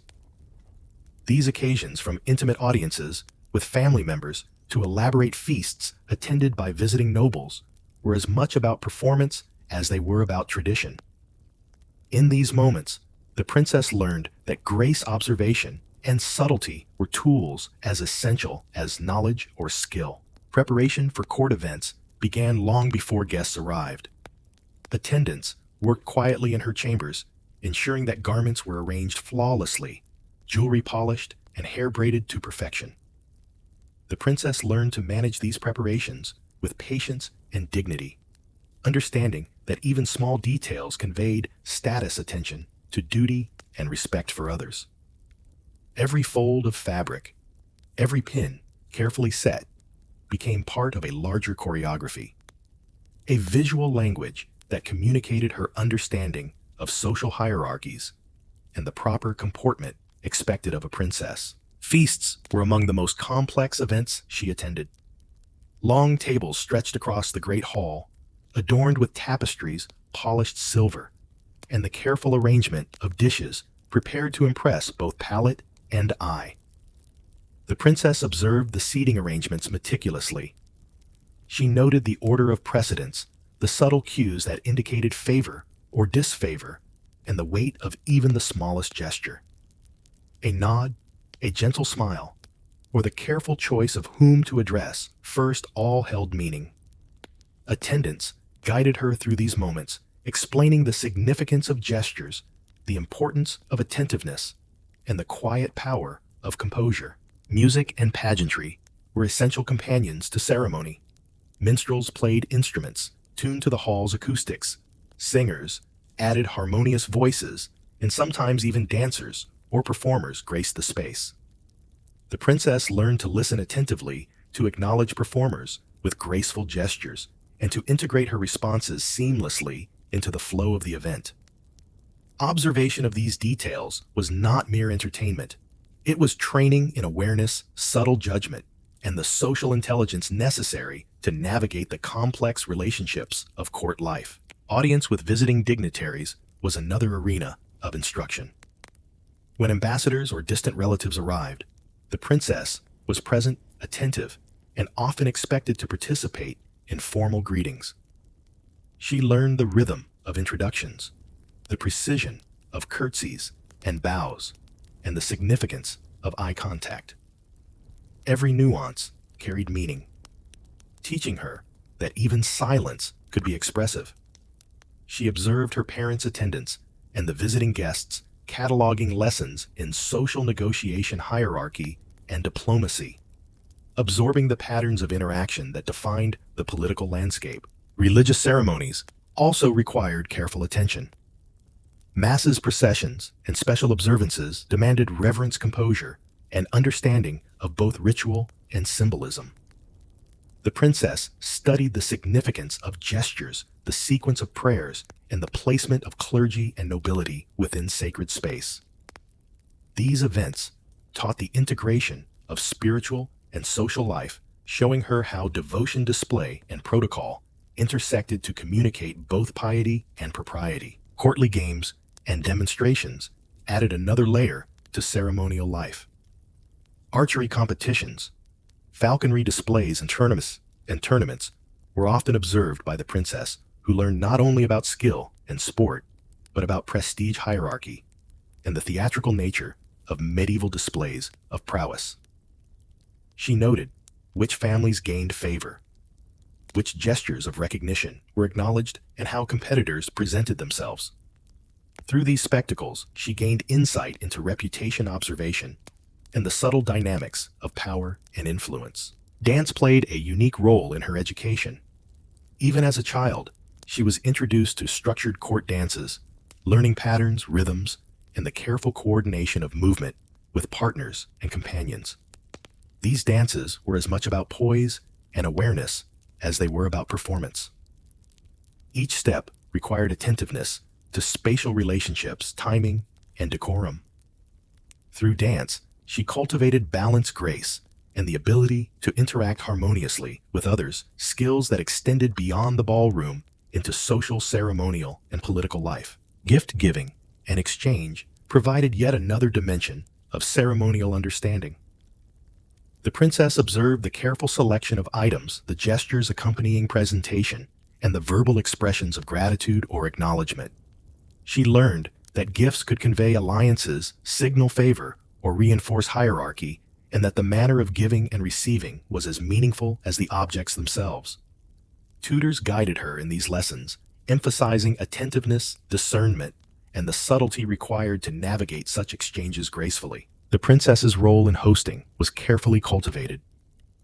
She learned to assist in seating arrangements, coordinate minor ceremonies, and offer gestures of hospitality with poise and awareness. Even small acts, pouring water, offering a token, or acknowledging a guest's presence, were imbued with meaning. Each action, no matter how seemingly minor, reinforced lessons in observation, decorum, and the quiet exercise of influence through behavior. Through repeated participation, observation, and gentle guidance, the young princess internalized the language of ceremony. She learned that etiquette was not mere formality, but a structure that governed relationships, communicated status, and facilitated social harmony. Each event, whether grand or intimate, became a lesson in timing, perception, and subtlety, reinforcing skills she had developed in leisure education and early diplomatic observation. By the end of this stage, the princess had begun to move through courtly spaces with an awareness that blended grace, intelligence, and attentiveness. Ceremonies were no longer merely events to endure.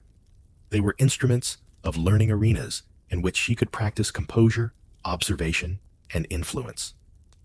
The mastery of etiquette and ceremonial life, woven carefully into daily experience, prepared her for the layered complexities of adult life, where every gesture, glance, and word carried weight, and where the subtleties of human interaction shaped both perception and destiny. As the princess grew older, her presence at court ceremonies evolved from quiet observation to measured participation.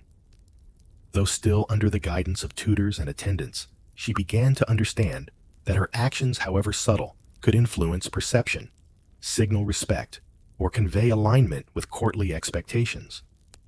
Each entrance into the hall, each curtsy, each smile was now an instrument of communication, and the princess began to wield this language of gesture with increasing awareness. Grand feasts became laboratories of social learning. Long tables laden with foods from near and far offered lessons beyond mere dining. The arrangement of seating reflected status and favor, while the choice of whom to address first demonstrated awareness of hierarchy and influence.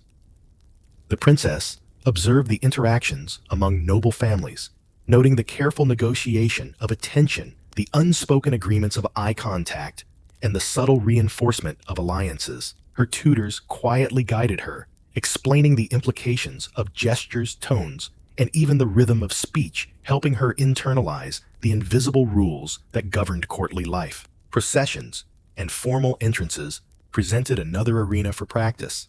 Whether arriving for mass, a royal audience, or a ceremonial presentation, the princess learned to pace herself, hold her posture, and project dignity without arrogance. Each movement required precise timing, subtle alignment with attendance and awareness of observers. The careful choreography of entrance and exit became a form of silent communication, demonstrating composure, awareness, and respect for both protocol and hierarchy. Interaction with visiting dignitaries sharpened her understanding of diplomacy within ceremonial contexts. The princess learned the importance of greeting acknowledgement and subtle mirroring of tone and gesture. She observed the ways in which her parents navigated conversations with foreign nobles, noting their use of measured speech, attentive listening, and controlled emotion. Over time, she began to emulate these techniques, practicing how to offer polite deference, maintain poise, and convey intelligence without overstepping the boundaries of her role. Religious ceremonies deepened her awareness of the interplay between devotion ritual and social signaling. Masses, vespers, and processions required a balance of reverence and attentiveness to those around her.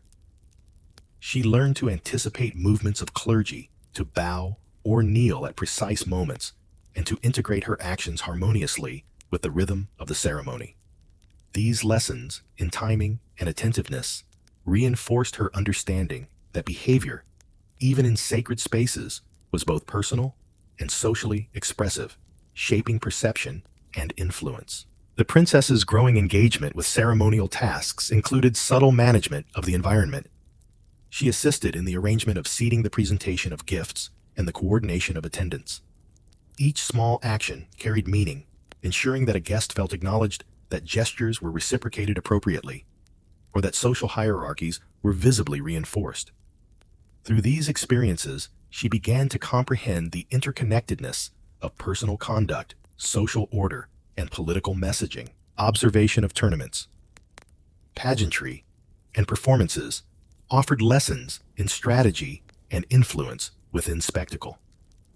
She learned to note the hierarchy of recognition, the subtle acknowledgement of favor, and the ways in which skill, courage, and decorum intertwined to shape reputation.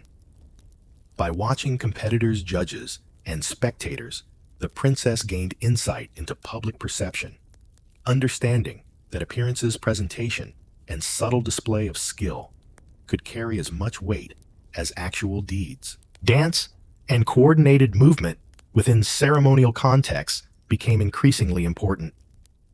Courtly dances required attentiveness to rhythm, spatial awareness, and the negotiation of interaction with multiple partners simultaneously.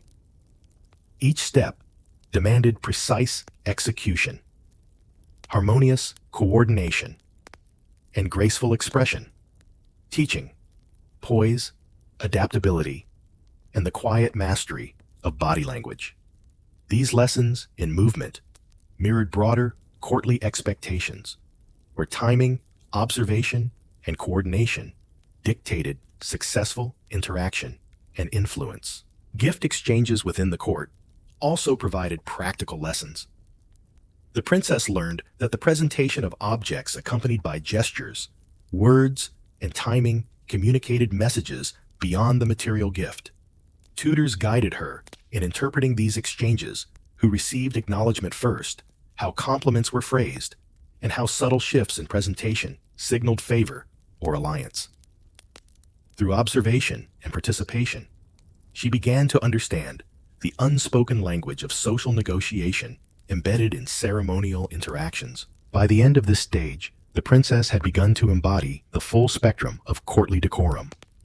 She moved through ceremonies with grace, attentiveness, and subtle strategic awareness, understanding that every gesture, smile, and pause conveyed meaning. Her mastery of etiquette and ceremonial presence allowed her to navigate complex social hierarchies, negotiate attention and favor, and cultivate influence quietly yet effectively. Each event, each interaction became both performance and instruction, preparing her for the nuanced responsibilities of adult noble life. Through repeated engagement, observation, and mentorship, the young princess transformed ceremonial experience into lived wisdom. She had learned that etiquette was not merely a set of rigid rules, but a fluid, dynamic language that could be observed, interpreted, and employed.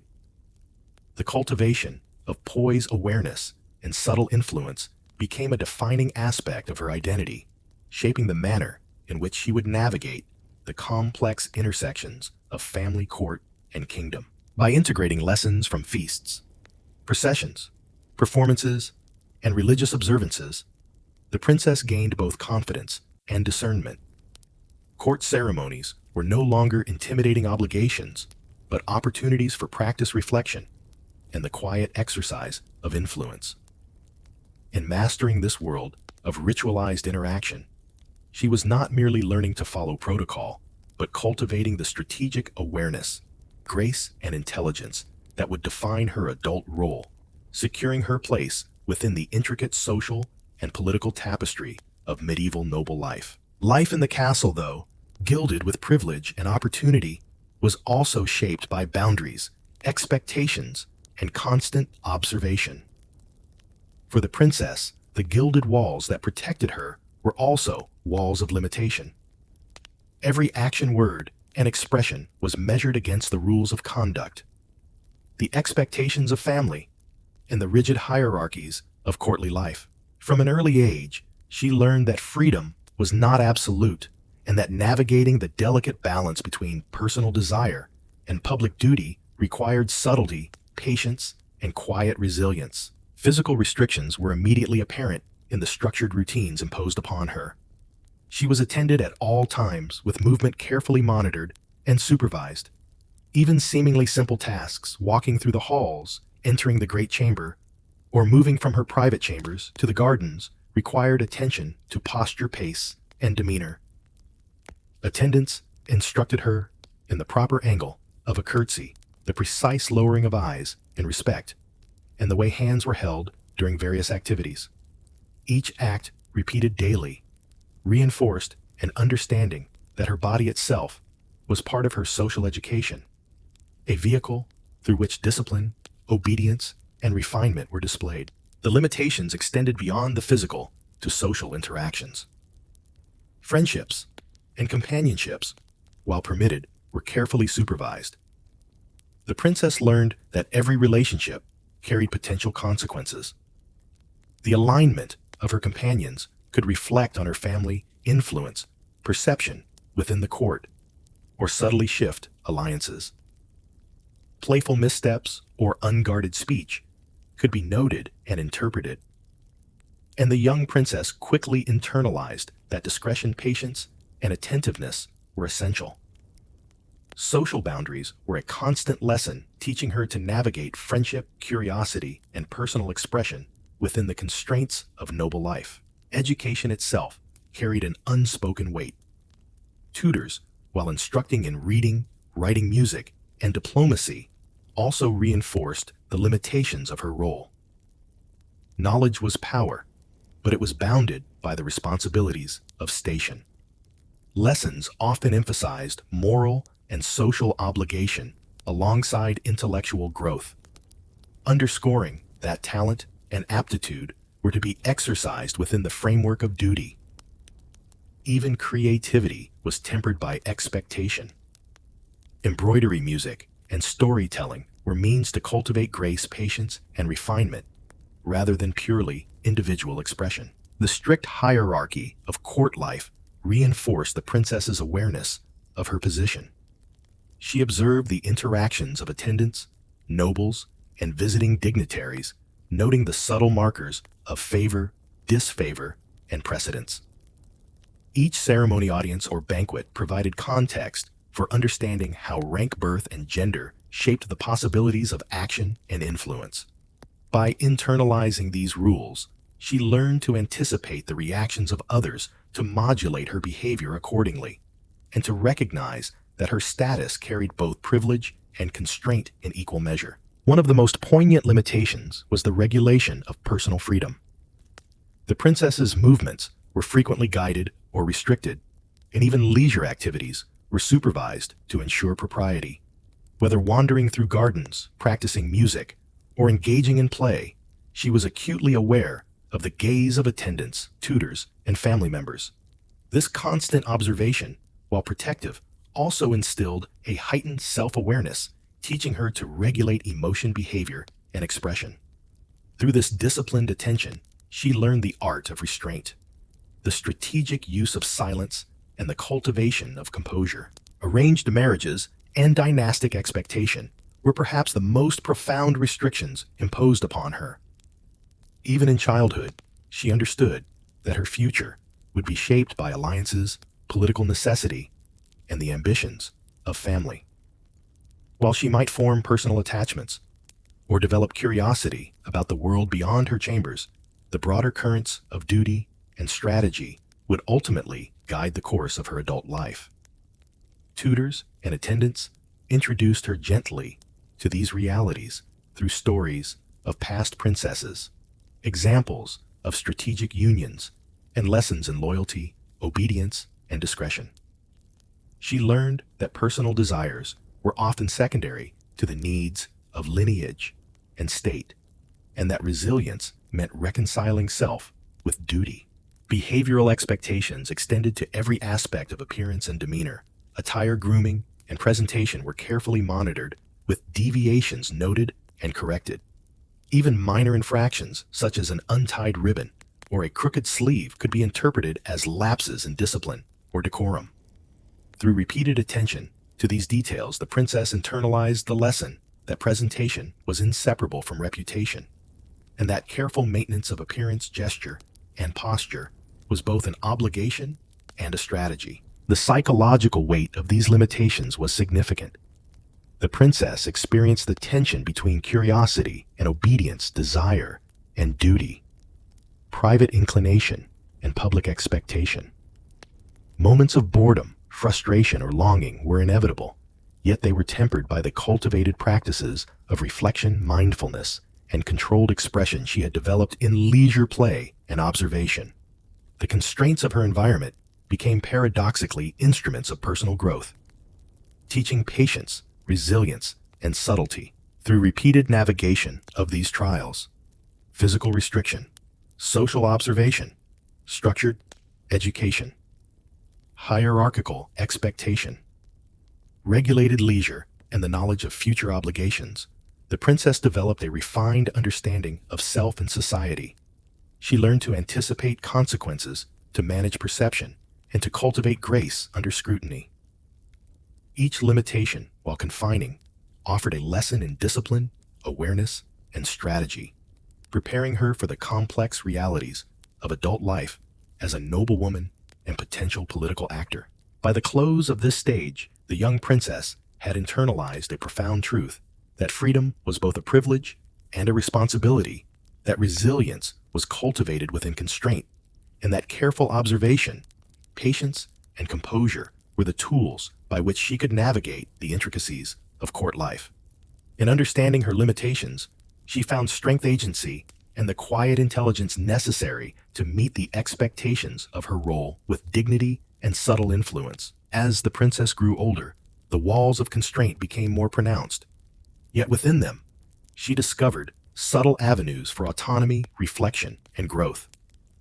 While duty and expectation shaped the contours of her daily life, her developing intellect, observational skill, and emotional intelligence allowed her to navigate these boundaries with ingenuity and quiet resilience. Each trial, each limitation became an opportunity to practice patience, discernment, and the strategic exercise of agency within the strictures imposed by family court and society. Daily routines remained meticulously structured, and even seemingly minor tasks were laden with expectation. The princess's morning began with attendants ensuring her garments were pristine, hair neatly arranged, and hands and face properly cared for. Yet within these rituals she learned small acts of self-expression, the subtle choice of a ribbon color, the careful placement of a pendant, or the arrangement of flowers at her writing desk. These small gestures, though imperceptible to most, allowed her a measure of control over her environment and contributed to the cultivation of taste, attention to detail, and a quiet confidence in her own judgment. Leisure, once a refuge of curiosity and play, evolved into a more deliberate tool of personal growth. The princess spent hours immersed in music, practicing the lute or singing under the guidance of tutors. These moments offered more than skill.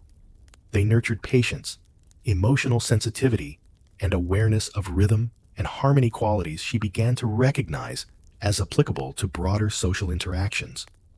Musical exercises became metaphors for life, understanding timing, listening attentively to others, and adjusting one's own actions to maintain balance and grace.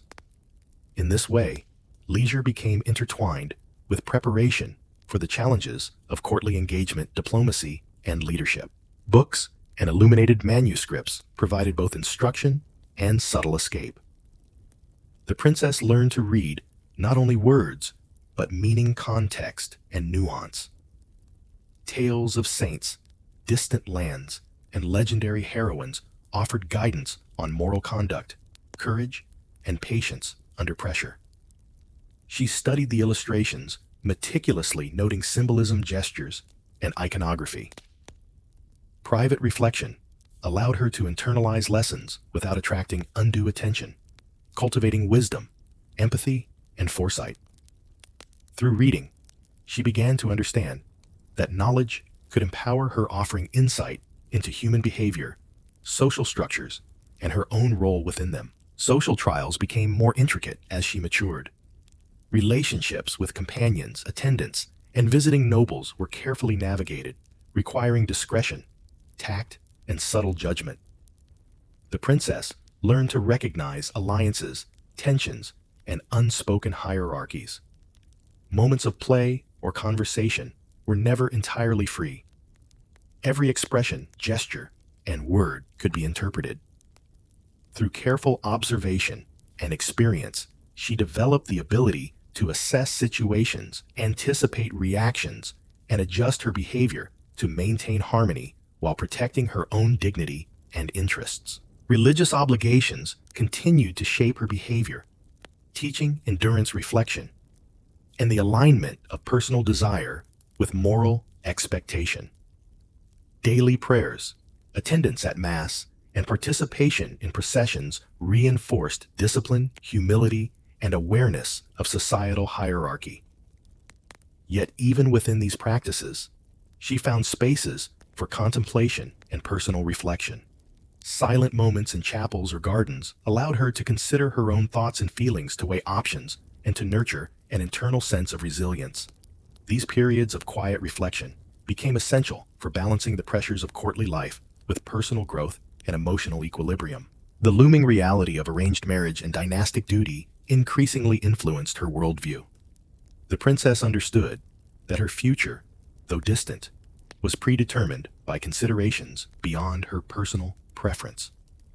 Tutors and family framed marriage as both honor and obligation, teaching her to view union as a tool of diplomacy, alliance, and the preservation of lineage.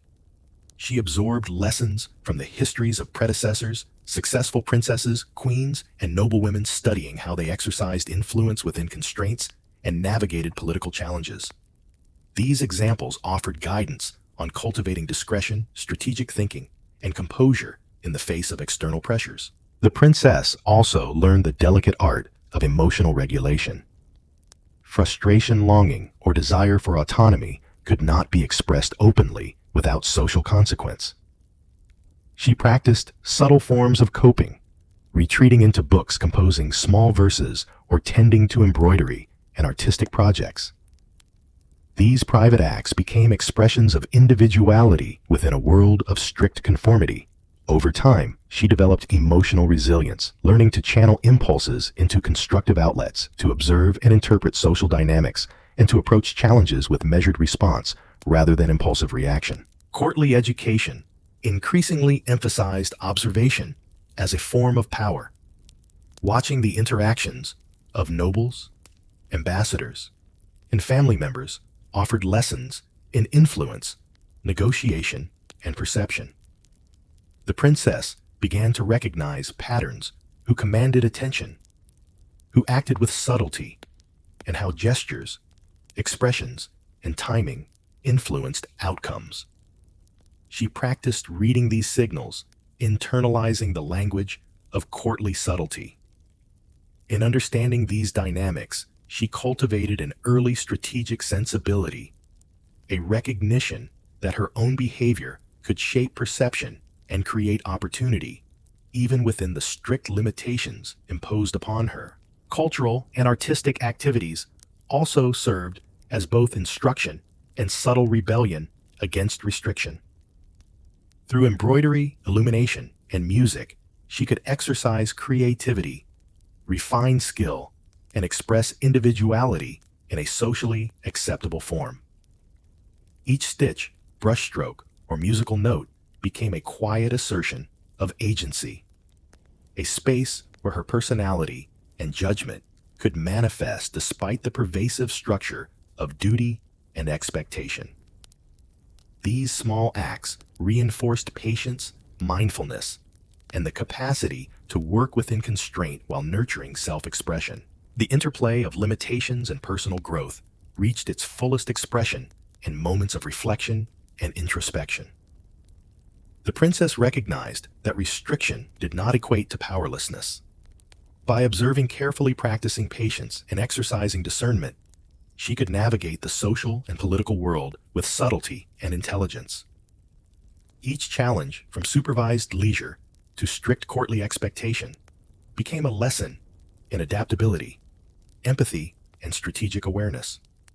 In this way, constraint became a teacher, shaping her ability to balance personal desire with societal expectation and cultivating skills that would serve her throughout life. By the end of this period, the princess had internalized a profound understanding of the balance between freedom and duty. She had cultivated emotional resilience, strategic awareness, and refined judgment. The trials and restrictions imposed upon her, while formidable, had forged a capacity for discretion, adaptability, and subtle influence.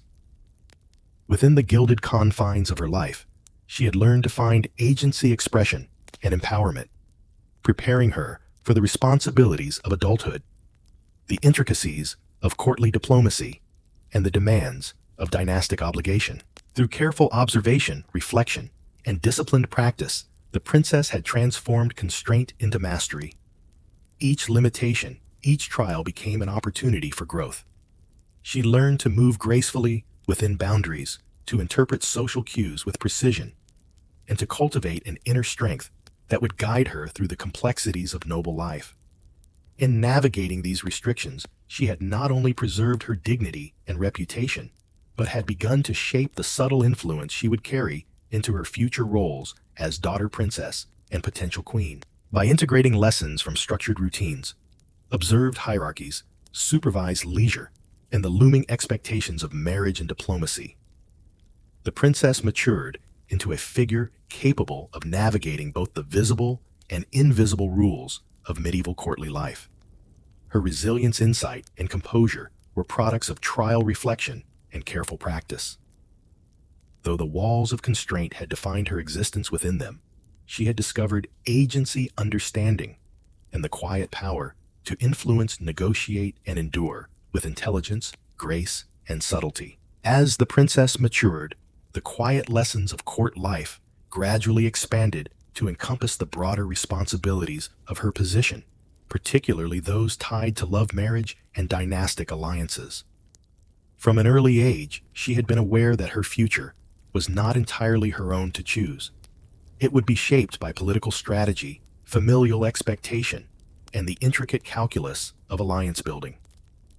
Yet within this structured world, she began to cultivate a nuanced understanding of personal relationships, the subtle rituals of courtship, and the social intelligence necessary to navigate the complexities of marriage arrangements. The first introductions to the concept of marital expectation were delicate, often veiled in stories, allegories, and historical precedent. Tutors recounted the lives of princesses and queens who had married not for love, but for the consolidation of power, the strengthening of alliances, or the security of realms. These narratives emphasized that wisdom, composure, and foresight were as crucial as beauty or charm. The princess learned to appreciate the balance between personal sentiment and political necessity, understanding that marriages, even if arranged, required careful observation, judgment, and diplomacy. Betrothal rituals were often preceded by subtle assessments of suitability carried out quietly and meticulously. Ambassadors, family representatives, and court officials exchanged observations about potential matches considering lineage, wealth, temperament, and political benefit. The princess, though not the primary agent in these calculations, was encouraged to cultivate qualities that would enhance her desirability: grace, intelligence, attentiveness, and subtle social awareness. Tutors guided her in the refinement of speech, the modulation of expression, and the cultivation of poise, all in preparation for the formal recognition of a prospective union. Observing others' courtships provided additional instruction. Within the castle and at visiting courts, she witnessed demonstrations of etiquette, flattery, and ritualized interaction. She noted how suitors approached, how families negotiated terms, and how gestures, an offered gift, a respectful bow, a carefully timed word communicated intent, favor, or reservation. Each instance became a lesson in both emotional intelligence and social strategy, emphasizing that marriage was a performance as much as a partnership. The princess's own preparation for marriage was gradual, involving both practical and symbolic lessons. She practiced skills deemed essential for future queenship, household management, diplomacy, and patronage of arts or charitable endeavors. Lessons in conversation negotiation and listening cultivated her capacity to navigate future relationships with tact and insight. Tutors emphasized that personal virtue, discretion, and attentiveness could influence perception as much as political alliance, and that her ability to read people would become a critical tool in both personal and dynastic spheres. Religious instruction continued to intertwine with preparation for marriage. Observances of prayer, reflection, and moral guidance framed her understanding of duty, virtue, and the spiritual dimension of union. She was taught that marriage was not merely a social contract, but a sacred bond carrying obligations of loyalty, care, and moral responsibility. These lessons reinforced the intertwining of personal conduct, societal expectation, and divine sanction, emphasizing that the choices she made, even within constraint, would resonate in both temporal and spiritual realms. Courtship itself, when it occurred, was highly structured. Meetings with potential suitors were carefully choreographed, often under supervision, with subtle rituals designed to display manners, intellect, and character. The princess learned to present herself with poise, to engage in conversation gracefully, and to demonstrate attentiveness without overstepping the bounds of decorum. These encounters offered rare opportunities for personal expression, yet each word, gesture, and glance carried significance beyond immediate observation, and she practiced careful awareness of both impression and propriety. Gifts and symbolic exchanges played a prominent role in courtship and alliance building. The presentation of jewels, tokens, or written verses was laden with meaning, offering insights into the character, intentions, and values of prospective partners. The princess learned to interpret these gestures, to acknowledge them with grace, and to respond in ways that reinforced her reputation, reflected discernment, and maintained the delicate balance between receptivity and restraint. In these exchanges, she developed both analytical skill and emotional acuity, cultivating an understanding of human behavior within structured social and political frameworks. Family consultation and counsel shaped her perspective on prospective unions. Parents and tutors offered guidance, emphasizing the strategic importance of alliances, the maintenance of status, and the long-term implications of marriage. The princess observed the deliberation, negotiation, and occasionally tension surrounding these discussions, learning the value of listening patience and measured response. She came to understand that effective participation, even within a limited role, required attentiveness, awareness of priorities, and the ability to integrate advice into her own understanding of character and consequence. Amid these lessons in strategy and expectation, the princess also cultivated an understanding of personal desire. While open expressions of emotion were constrained, she learned to recognize her own preferences, values, and boundaries. Reflection. Private journaling and quiet contemplation offered a space to explore feelings, assess potential compatibility, and balance inclination with duty. In cultivating this inner life, she developed self-awareness, emotional regulation, and resilience qualities that would serve her throughout the intricacies of courtly negotiation, social engagement, and marital life. Through repeated observation practice and guided reflection, the princess began to internalize the subtle interplay between personal sentiment, political strategy, and social expectation. She understood that marriage was a multifaceted institution encompassing alliance duty symbolism and personal engagement. By mastering the nuances of courtly interaction, attentive observation, and discreet self-expression, she prepared herself to navigate the delicate complexities of union with both grace and intelligence. By the end of this stage, the princess had begun to reconcile personal feeling with social expectation.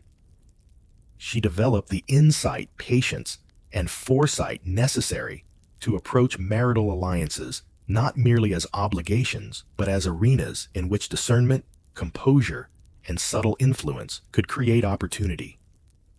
The skills, cultivated over years of observation, instruction, and reflection, coalesced into a refined understanding of courtly love diplomacy and the intricate balance between personal agency and dynastic responsibility. Through preparation for courtship, study of alliances, and reflection on personal and political implications, the princess had matured into a figure capable of navigating both public expectation and private sentiment. She had learned that marriage, though often arranged, required intelligence, observation, and poise, and that within the formalized rituals of union, she could exercise subtle influence, maintain dignity, and shape her own path within the bounds of duty and opportunity. As the princess approached the age when marriage was no longer a distant expectation, but an impending reality, the atmosphere of her life subtly shifted. The castle, once a space primarily defined by daily routines, education, and ceremonial observation, began to carry the weight of strategic preparation. Tutors, attendants, and family members intensified their guidance, ensuring that every step, every word, and every gesture would reflect the sophistication, decorum, and intelligence required of a future consort. These days, once leisurely, were now measured against the looming presence of betrothal, political expectation, and dynastic responsibility. The announcement of betrothal, when it arrived, was a moment both formal and intimate. Though family negotiations had likely occurred in private, over months, the official recognition transformed the princess's daily existence. Meetings with the chosen suitor, often accompanied by attendants or overseers, were highly choreographed. Each introduction, each courtesy, and each response was guided by protocol. Yet within this structure, the princess began to navigate a delicate space where observation, discretion, and subtle expression allowed her to exercise personal agency. She learned to signal attentiveness, appreciation, or reflection through the measured tilt of her head, the timing of her words, and the composure of her hands. Preparations for the wedding ceremony became central to her daily life, blending practical instruction with symbolic training. Attendants demonstrated how to wear ceremonial gowns, arrange veils, and select jewelry, ensuring that each item communicated status, lineage, and propriety. Tutors explained the significance of gestures, the ritual of vows, and the symbolic weight of each element of ceremony. The princess practiced bowing, curtsying, and presenting her hands for formal greetings, honing the subtleties of expression that would convey grace, obedience, and dignity. Each practice session, repeated with patience, became both rehearsal and meditation, shaping her awareness of body movement and impression. Religious preparation was deeply intertwined with this training. Priests and chaplains guided the princess in prayer, reflection, and contemplation, emphasizing the sacred dimensions of marriage alongside the political and social ones. She learned the significance of ritual purity, the moral obligations of union, and the spiritual weight of vows taken before God and witnesses. These lessons reinforced that her role was not merely ceremonial or political. It carried moral, emotional, and spiritual responsibilities that would shape both her personal conduct and her capacity to influence those around her. Betrothal also introduced the princess to a new layer of social interaction, the negotiation and management of expectations between families. Gifts, letters, and carefully worded messages became instruments of alliance, signaling respect, gratitude, and attentiveness. The princess observed the exchange of these tokens with keen interest, learning to interpret their meaning, respond with grace, and maintain composure even when under scrutiny. She began to understand that the success of a union depended not only on personal disposition, but also on perception, timing, and subtle diplomacy. Within her personal chambers, the princess carved spaces for reflection and preparation. She kept journals of her observations, practiced music to maintain composure, and engaged in embroidery or illumination as meditative exercises. These activities, while seemingly private, were essential for emotional regulation, allowing her to navigate the tension between personal desire, familial expectation, and societal duty. Through these moments, she cultivated resilience, patience, and self-awareness skills that would guide her throughout her married life and political interactions. Interactions with her future spouse were measured and gradual. Initial meetings were formal, designed to observe manners, composure, and compatibility. The princess learned to converse with intelligence, display attentiveness, and gauge reactions without revealing vulnerability. Through these interactions, she began to practice empathy, emotional discernment, and the art of measured expression. Each meeting offered insight into human character, social expectation, and the subtleties of alliance building. Over time, these lessons became foundational, preparing her to navigate complex emotional and political landscapes with poise and strategy. Preparation extended to practical household management and administrative skill. Tutors and attendants instructed the princess in overseeing servants, managing resources, and attending to the logistical demands of a noble household.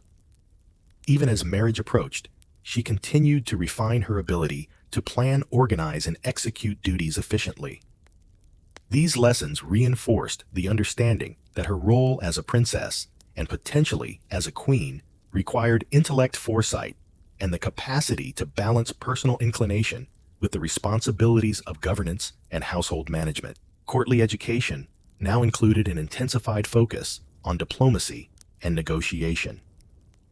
The princess studied past alliances, treaties, and marriages to understand patterns of success and failure. She learned to read subtle cues in conversation, to interpret gestures and tone, and to anticipate responses. Tutors emphasized that marriage would position her within a network of influence where subtle action could shape outcomes.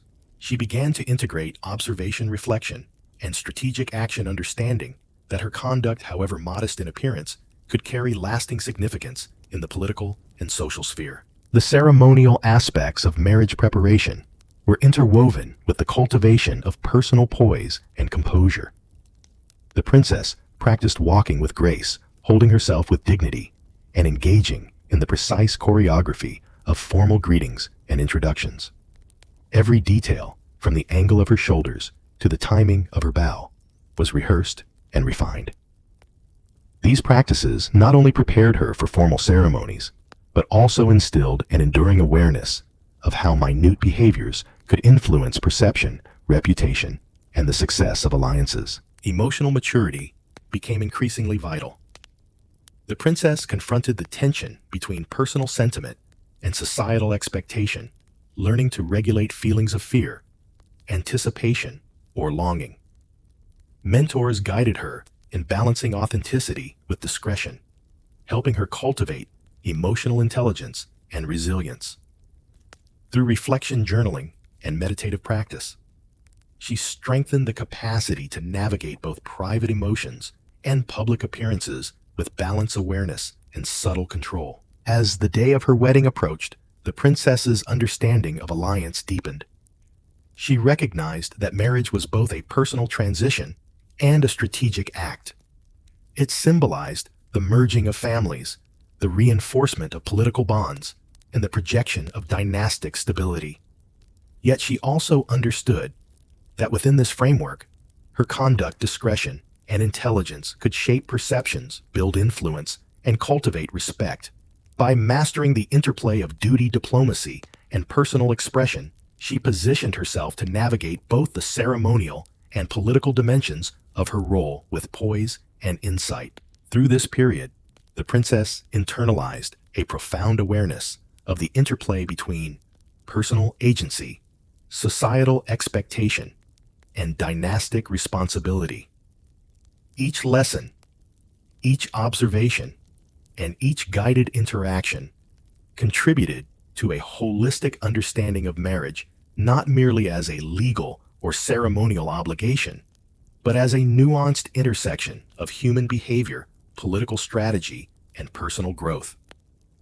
In navigating these lessons, she cultivated the tools of discernment, composure, and subtle influence that would define her adult life. By the end of this stage, the princess had emerged as a figure capable of balancing expectation and personal intelligence. She had learned to navigate courtship, manage interaction, and exercise judgment in both social and political realms. Marriage, while largely arranged, became a sphere in which she could exert influence, maintain dignity, and shape her own path within the constraints of duty and expectation. Her preparation, careful, deliberate, and guided by both observation and instruction, had transformed potential anxiety into poised readiness, equipping her to meet the complexities of alliances, ceremonial obligation, and personal life with subtle power and intelligence. As the princess entered adulthood, the lessons of childhood education and preparation for courtly life converged into a refined understanding of responsibility, influence, and legacy. The years of structured routines, careful observation, and disciplined training now bore fruit in her capacity to navigate court life, engage with allies, and exercise subtle authority. Her existence was no longer merely the product of external guidance. It had become a space in which she could shape perception, exercise discernment, and leave lasting impact through both action and example. The first aspect of her influence was domestic and cultural. Within her household, she exercised authority, not through force, but through the cultivation of respect, order, and example. Attendants, tutors, and servants responded to her guidance with attentiveness, not simply because of rank, but due to her patience, insight, and fairness. The careful attention she paid to training younger attendants, instructing novices in the proper handling of ceremonial tasks, and modeling etiquette established a culture of learning and refinement that would endure beyond her presence. In these acts, she learned that influence often operated quietly through consistency, example, and subtle guidance rather than overt command. Patronage became another avenue for her impact. The princess, aware of the symbolic and cultural power she could wield, supported artistic and religious endeavors within her court. Illuminated manuscripts, embroidery workshops, and musical instruction flourished under her attention and encouragement. She commissioned works that reflected the values and aesthetics she had cultivated, ensuring that art and learning were not only expressions of wealth and status, but also instruments of cultural enrichment and moral guidance. Through these acts, she extended her influence into the broader society, leaving a mark on culture that would outlast her immediate presence. Religious devotion remained a cornerstone of her authority and influence. The princess's piety was not merely private, but an observable model for those within her sphere. She attended Mass with careful attention, participated in religious processions, and engaged in acts of charity and prayer that reinforced her moral credibility. Clergy and laypersons alike noted her commitment, and her example inspired deference, respect, and emulation. Through this visible piety, she demonstrated the integration of personal conviction with social expectation, solidifying her standing and extending her influence through moral as well as social channels. Diplomacy and social acumen became central to her role as she matured. The princess had long observed the nuanced interactions of courtiers, suitors, and visiting dignitaries, and she now applied this knowledge with precision. She understood that alliances could be strengthened or undermined not only through formal negotiation, but through the subtler currents of behavior perception and engagement. A gracious word, a carefully timed gesture, or a measured response could convey wisdom, discretion, and insight, creating opportunities for alliance and influence that were invisible to the untrained eye. Marriage, whether recently formalized or imminent, provided a pivotal platform for her agency. In these unions, she exercised intelligence in balancing affection, duty, and political necessity. She learned to navigate the expectations of her spouse family and wider court, with tact maintaining composure while subtly asserting perspective. In shared governance, household management, and representation, she discovered that influence often lay in subtlety, the gentle shaping of opinion, the strategic encouragement of action, or the quiet mediation of disputes. These capacities were cultivated over years of careful observation, training, and reflection, and they now manifested as practical wisdom and effective guidance. Her engagement with younger members of the court extended her legacy as a mentor and educator. The princess took an active role in instructing girls in reading, writing, music, and etiquette, recognizing that her example and guidance could shape the next generation of noble women. This mentorship was deliberate and patient, reinforcing the values of composure, discernment, and resilience that she herself had internalized. Through these efforts, she ensured that knowledge, cultural refinement, and strategic intelligence were transmitted beyond her immediate household, leaving an enduring mark on the social fabric of her court. The princess also exercised discretion in political matters, often serving as mediator or advisor in situations requiring tact and subtle influence. Whether calming tensions between family members, offering perspective on ceremonial protocol, or guiding negotiation in social settings, her counsel was valued for its balanced insight and emotional intelligence. By engaging thoughtfully rather than forcefully, she shaped outcomes in ways that were respected and lasting, demonstrating that authority could be exercised effectively without overt assertion of power. In addition to her cultural, social, and political influence, the princess left a visible mark on the physical spaces she inhabited. She oversaw the decoration of chambers, the arrangement of gardens, and the curation of libraries and chapels.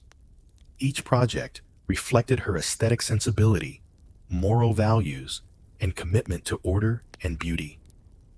Visitors and residents of the castle would note her touch in the thoughtful arrangement of objects, the elegance of ceremonial spaces, and the care afforded to both functionality and appearance. Through these contributions, she left a legacy tangible to all who entered her sphere, a quiet testament to her refined judgment and attention to detail. Charitable action further defined her influence. The princess supported almsgiving, care for the sick, and assistance to the poor within the territory under her family's control. These acts were both socially expected and personally meaningful, demonstrating her integration of ethical conduct with public duty. Through careful attention to the needs of those less privileged, she cultivated a reputation for compassion and integrity. Her interventions, though often discreet, had measurable effects on the welfare of her subjects and contributed to the moral authority and enduring respect she commanded within her domain. Cultural events, feasts, music performances, and festivals offered additional channels for influence. The princess curated these occasions with attention to ceremony, audience, and symbolism. Through the careful orchestration of ritual display and participation, she reinforced social hierarchies, highlighted alliances, and modeled refinement and composure.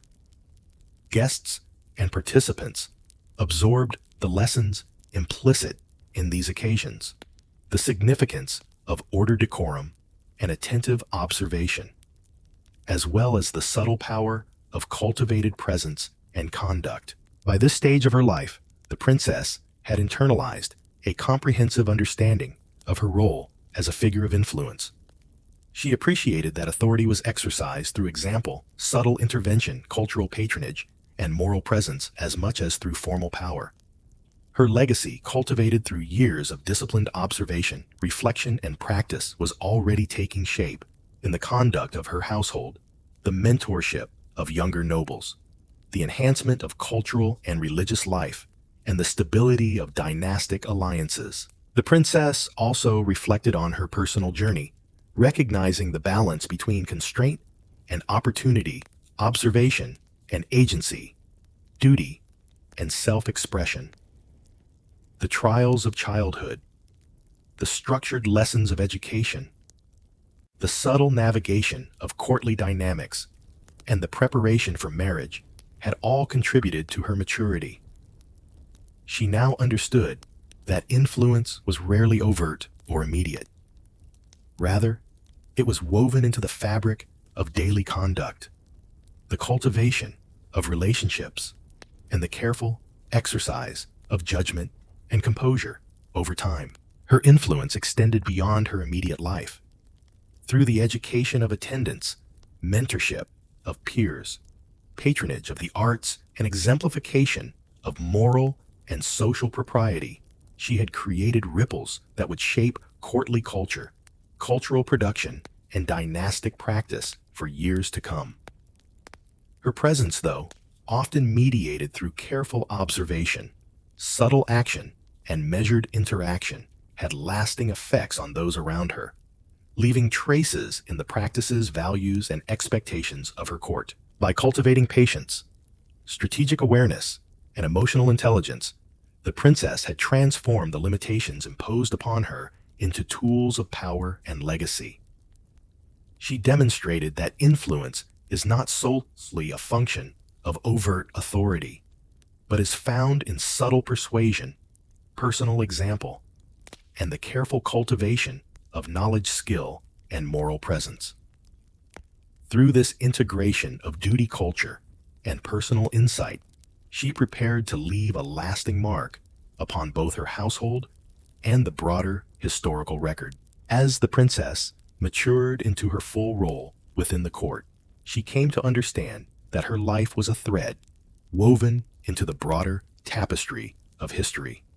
Her daily actions, carefully measured and deliberate, rippled outward, influencing not only her household and immediate environment, but also the larger cultural and political landscape of her realm. The lessons of childhood obedience, patience, observation, and discretion had matured into sophisticated forms of guidance, mentorship, and subtle influence. She now navigated her world with a refined awareness that every gesture, every word, and every decision contributed to a legacy that would outlast her own lifetime. Her influence began with the household, the microcosm in which her authority was most immediate and tangible. She oversaw the organization, discipline, and instruction of attendants, servants, and young nobles under her care.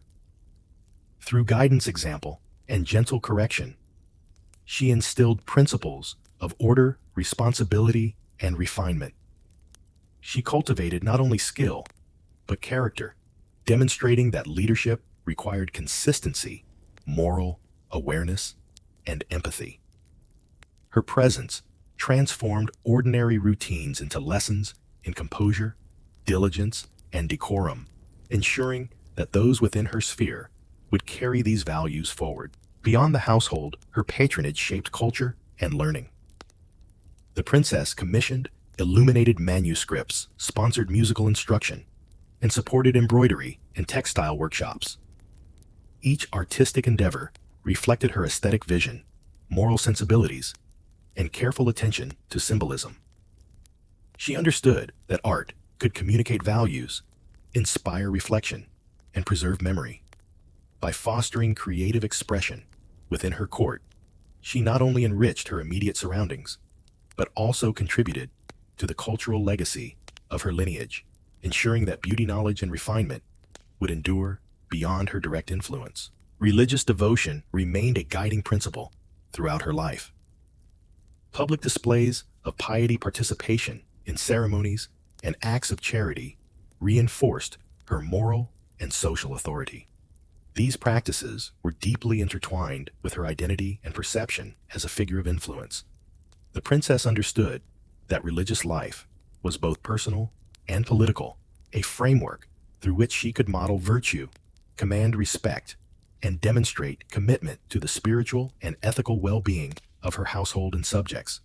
Through consistent observance, she cultivated trust, admiration, and moral credibility, strengthening her capacity to guide and inspire. Her engagement in diplomacy and social maneuvering further solidified her role as a figure of enduring impact. The princess had long observed courtly dynamics, noting subtle cues, gestures, and interactions that indicated favor, alliance, or tension.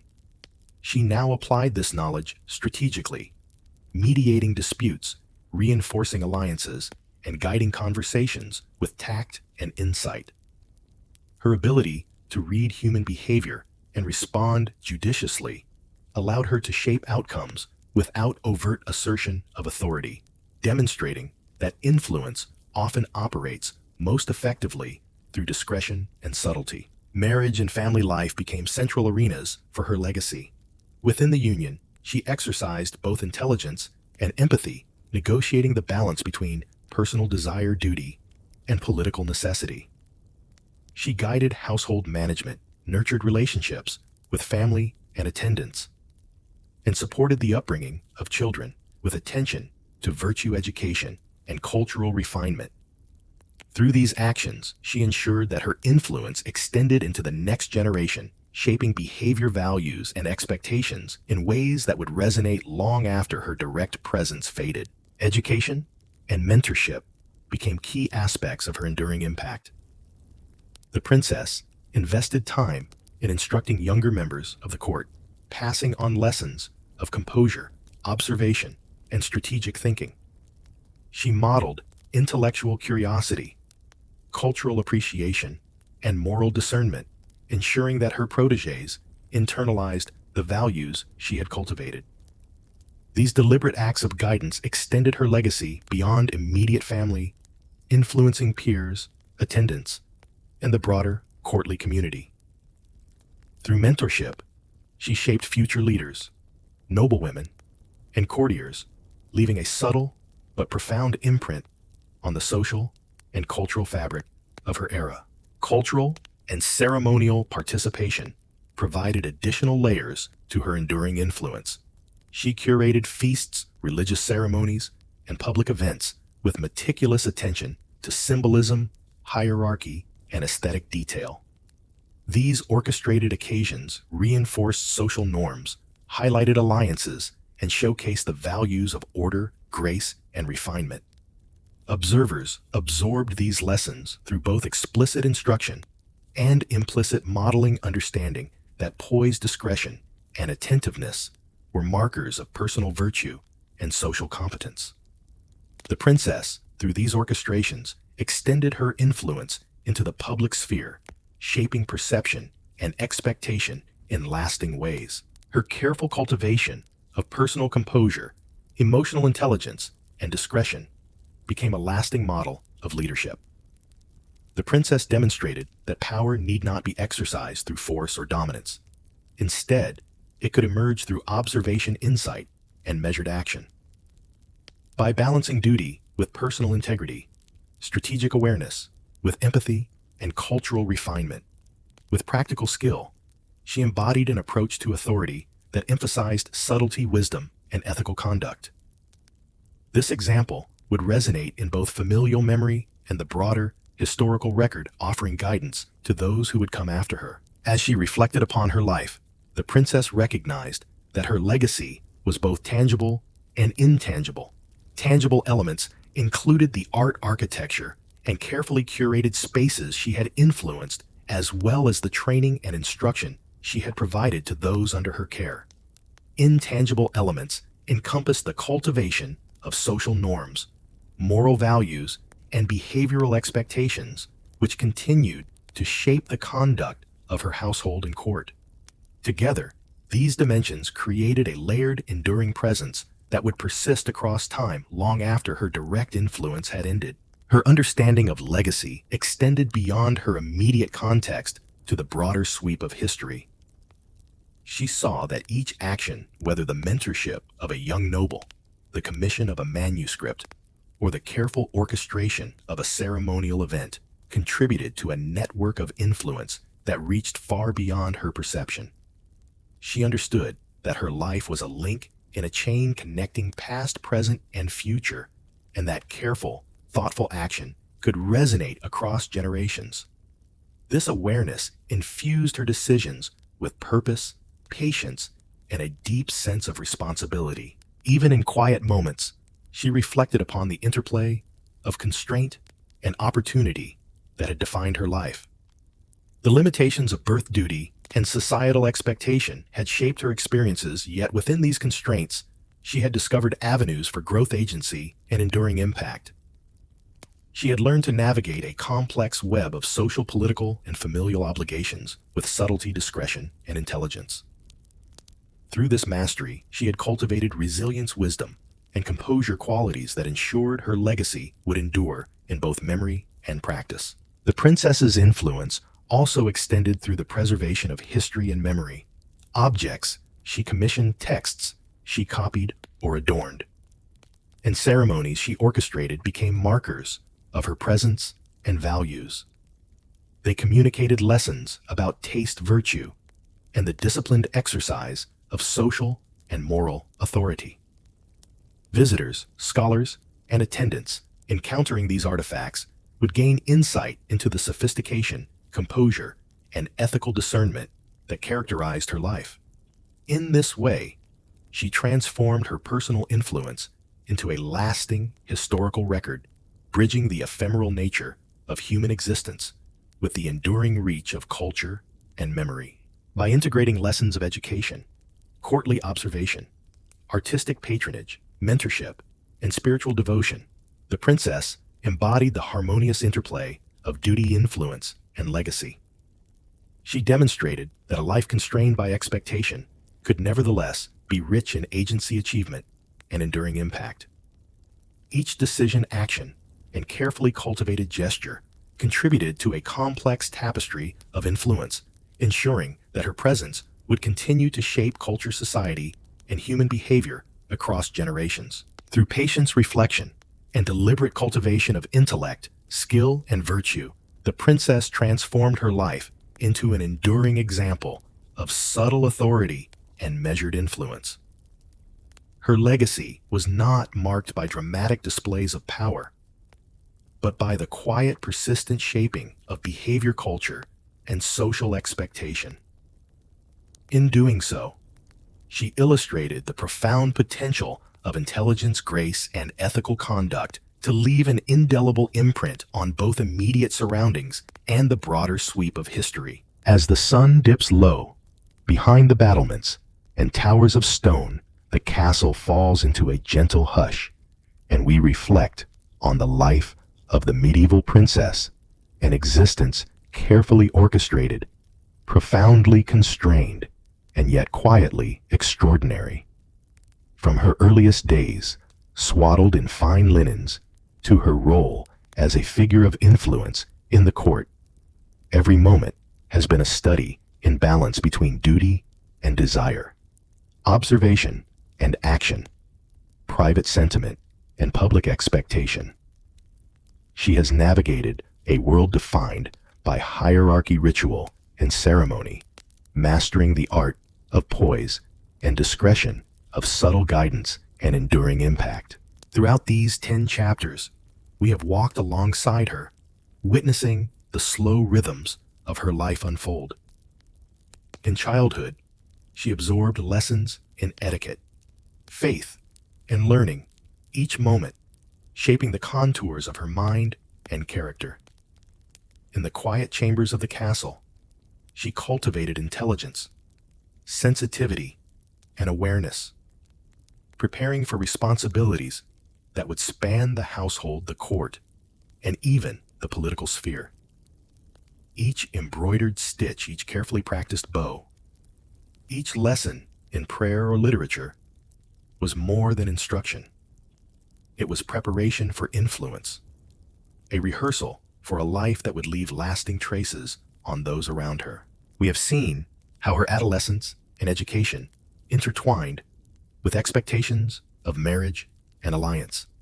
In these early engagements with diplomacy, courtly manners, and subtle negotiation, she learned to observe carefully, respond judiciously, and influence outcomes without force. Betrothal, courtship, and the preparations for marriage were never simply ceremonial. They were lessons in strategy, emotional intelligence, and composure.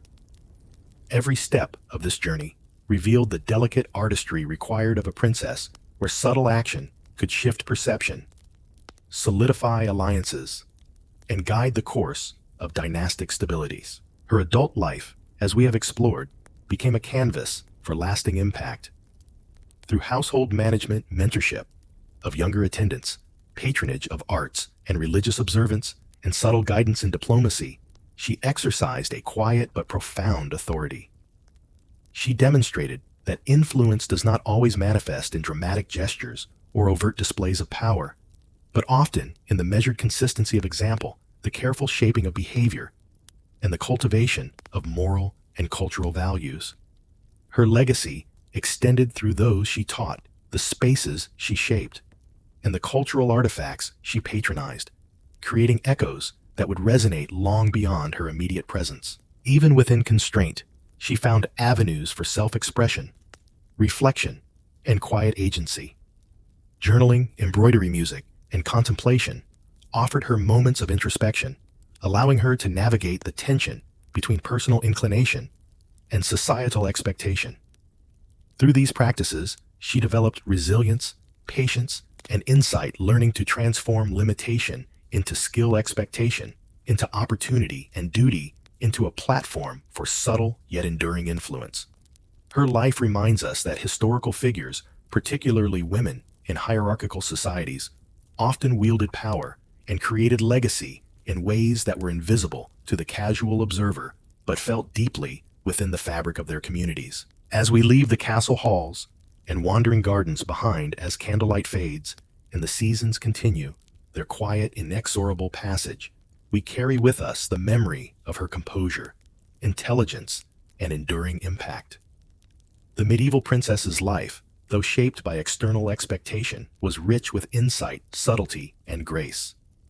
She offers a lens through which to understand the intricacies of medieval society, the cultivation of virtue, and the many ways influence is exercised quietly, thoughtfully, and persistently. Thank you for joining this journey through the life of a medieval princess. If you have appreciated the calm, reflective storytelling, the slow immersion into history, and the cinematic exploration of a world both distant and resonant, please like, share, and subscribe. Your support allows us to continue exploring history in this soothing, thoughtful style, connecting the past to our imagination today. May the stories of castles, courtiers, and princesses linger in your mind as the seasons turn, reminding us that history is not only in chronicles and stone walls, but in the quiet resilience, careful observation, and subtle influence of those who lived it.